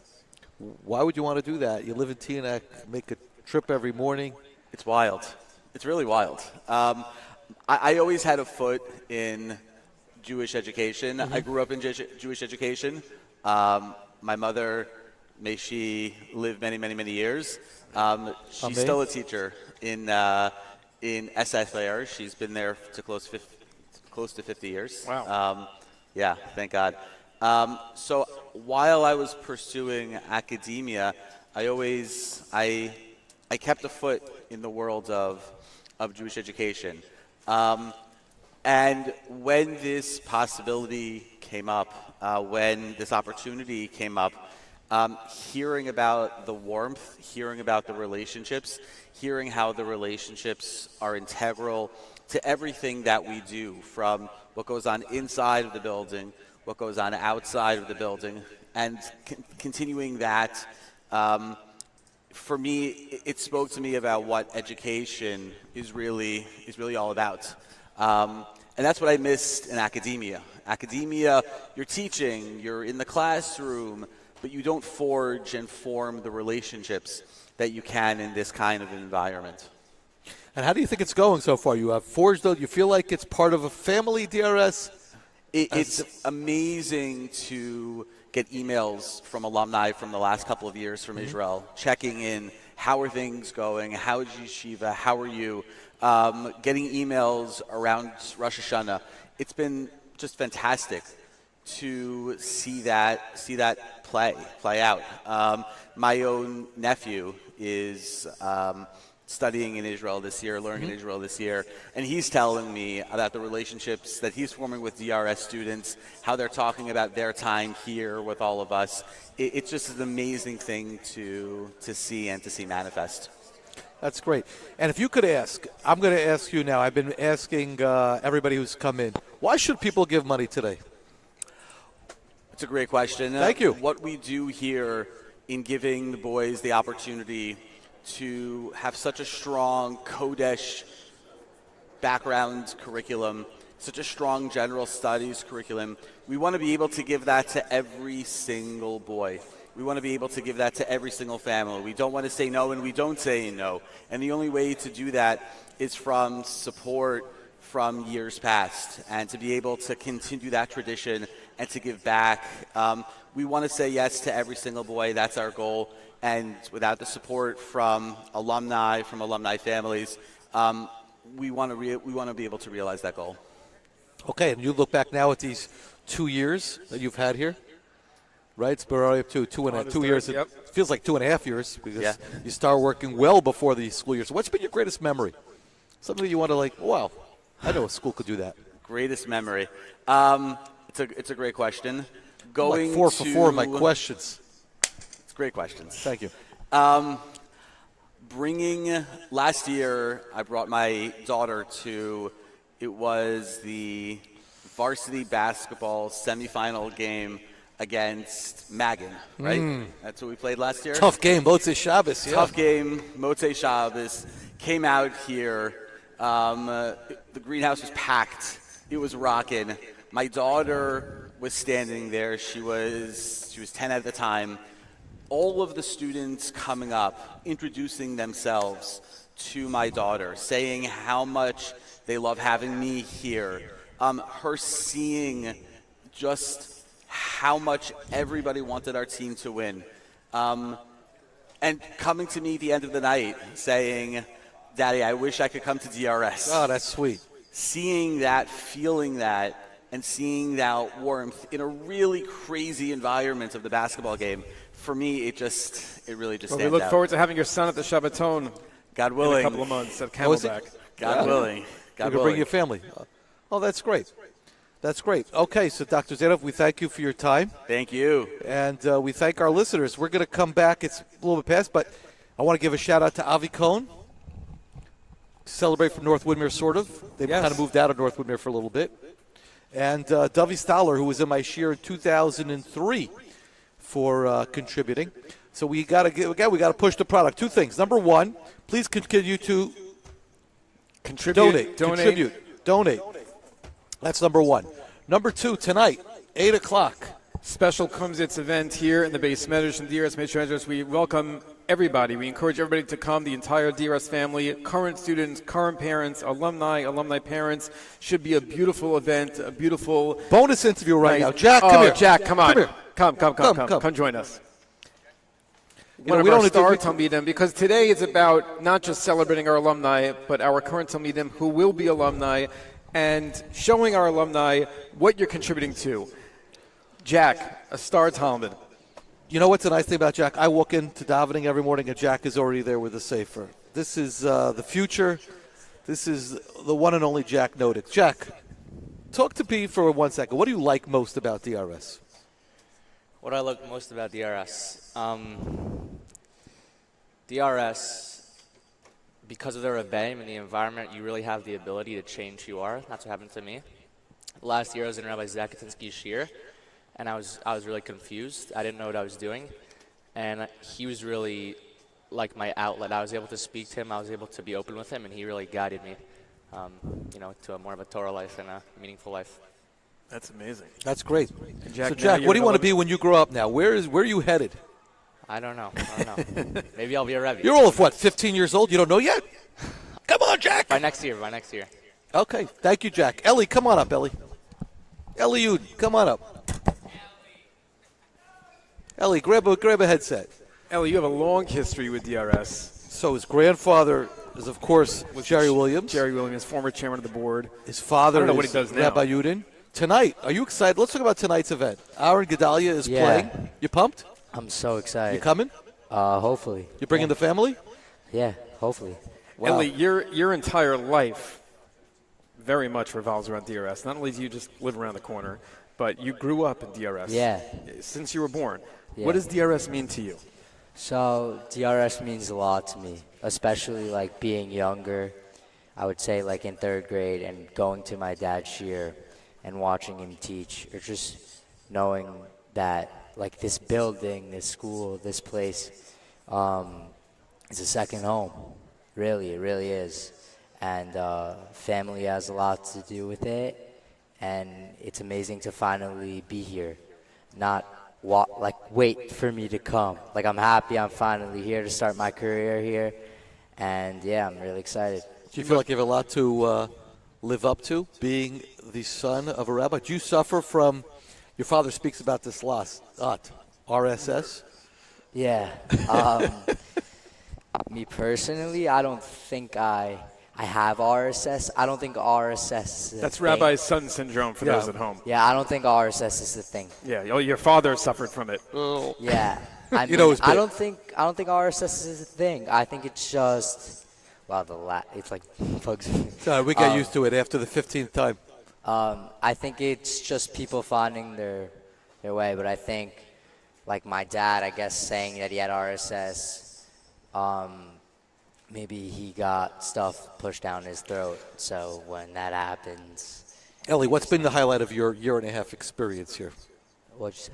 What's been your highlight of your year-and-a-half experience in DRS so far? My highlight would either be Zusha. Zusha was definitely one of my biggest highlights. Tonight's going to be a special night. Your tonight's oldest gonna be a brother, special night. Aaron, who is in Yeah. the one of the Ellie yeshiva. himself is a very Ellie talented is a very musician. talented musician, but tonight I would say a highlight for me would be playing at the pre-Shabbos when Rabbi Kamenetsky wasn't there. I played. That's amazing. Yeah, Rabbi Yeah. Kamenetsky Ellie- was at the Shabbatona. You stepped in for Rabbi Kamenetsky. Yeah. Second last question. How'd you do on today's Gemara test? How'd I do? Yeah. I think I did solid. I mean, it's the You worked first hard? test. What was hard? You worked hard? Oh, did I work hard? Yeah. That's great. I studied with my dad. That's also a perk, I would say. That's being great. able to learn with my dad. And why should people contribute to this cause today? Let's see, how old are you now? How old am I? Yeah. 15. As a 15-year-old, what do you think people should contribute for? Why? I think there's no other yeshiva like DRS that really focuses on a kid and what they want to do, how to teach them how to grow. I think if you want kids to be able to grow and you like the sound of growth, you should go to DRS because that's all it has to do with growth. Okay, thank you so Thanks, much. Al. Shua Wiesel. Come Oh, here, yeah, Shua, come on, join us. Come on, Shua. Come on up. Come join us. We're just grabbing people from this crowd. See, no, I'll take the chipwich. I'm hungry. No, I'm kidding. I'm starving. Shua, we have a tremendous Does this job Hakaras come with Tov lunch? to you. You're up to your second muffin. I haven't touched the muffins yet. Tremendous Hakaras Tov to Shua for producing put together so many that wonderful video. videos. He We put should together show that video here. That launch video.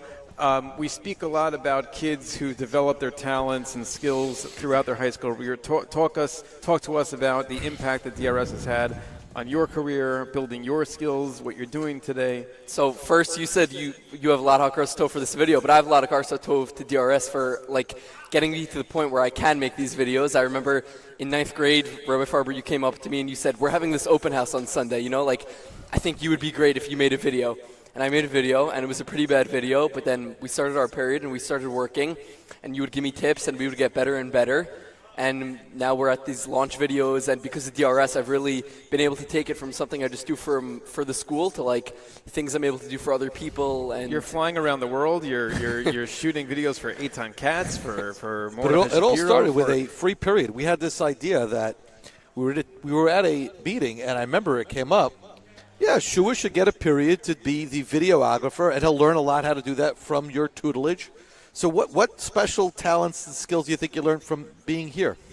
I think the benefit of doing this in a school was that it's like a real world scenario. You know what I mean? Like I make videos for other schools, and I learned that from being in DRS. You know, with Rabbi Farber, he really taught me speed. Speed is what Rabbi Farber emphasizes. You know, to get a video out. You know, from the Shabbaton, like let's get a video out fast. Like it's really taught me to be fast and to look for the right stuff. They teach you how to defend yourself against falling banners. That also. Yeah, I just owe a lot to Important life DRS for really nurturing it and really giving it to me. You know, giving me the chance to practice, you know, the Zusha concert that allowed me to make like a real concert recap. And it's just great practice for the real world. And I don't you've think been able to use that recap to then show these exactly. And world-class musicians. What other school has a Zusha concert and gives someone the ability to do that? I think that's really specific to DRS. Okay, sure. So what are you going to bother going to a further education, or you know, people go for education to get a job. You're already on your track for it. What's the future for Shua Wiesel? Yeah, thank God. It's definitely a question. I think the smart move is to go. I'm going to get something that could help me, you know, further my passion and the business. And yeah, I'm going to see where it takes me. You know, 4 years ago, if you would have told me that I'd be doing all these videos for DRS and I'd be getting flown to Israel, thank God, and making all these videos, I would have said you're crazy. So, you know, we'll see what the next 4 years holds. And now you can buy a chip, which is whatever you want. Okay, so it's a rough day. Your grandfather, who I know very well, I've known him because your uncle was in my shiur. Big Mets fan. Big Mets fan. How sad is it today? How hard is it today in the Bernstein family because of the unfortunate scenario that the Mets can't even score a run? It's a hard day. He was not happy yesterday. No, they're okay. Maybe make a video of showing them old highlights from 2015 for them to help them out. Okay, we thank you for your time. Thank you for everything, Shua. Thank you for all your help. Thank you for the school. Thank you to you, Rabbi Farber and Rabbi Storch, for really allowing it to be a thing. And it's crazy. I'm in 12th grade now, and it's like on the way out, you know. So who says really are you going to graduate? Don't you think we could fail him a couple classes, keep him around a couple more years?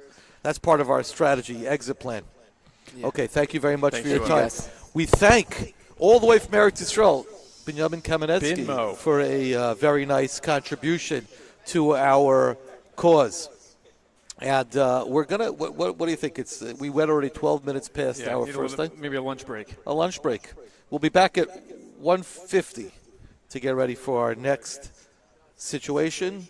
And please don't forget to contribute. And also, tonight, 8 o'clock. 8 o'clock, be there. Usher, you going to be there tonight? You are? Oh, Tzvi Yehuda won't miss it. He loves coming? Tzvi Yehuda. You're gonna be there. That was a half thumbs up. You know what's funny? There's a guy here. Remember, let's go back. We should go back to Uber Eats Gate. There's a guy who's like been looking around, calling. He doesn't know where his food is. I know exactly where his food is, and I'm just watching him. I'm having such a good time. Is it? Like, maybe. Could be. Anyway, so we look forward to seeing everybody. Until next time, Sei gesund and stark.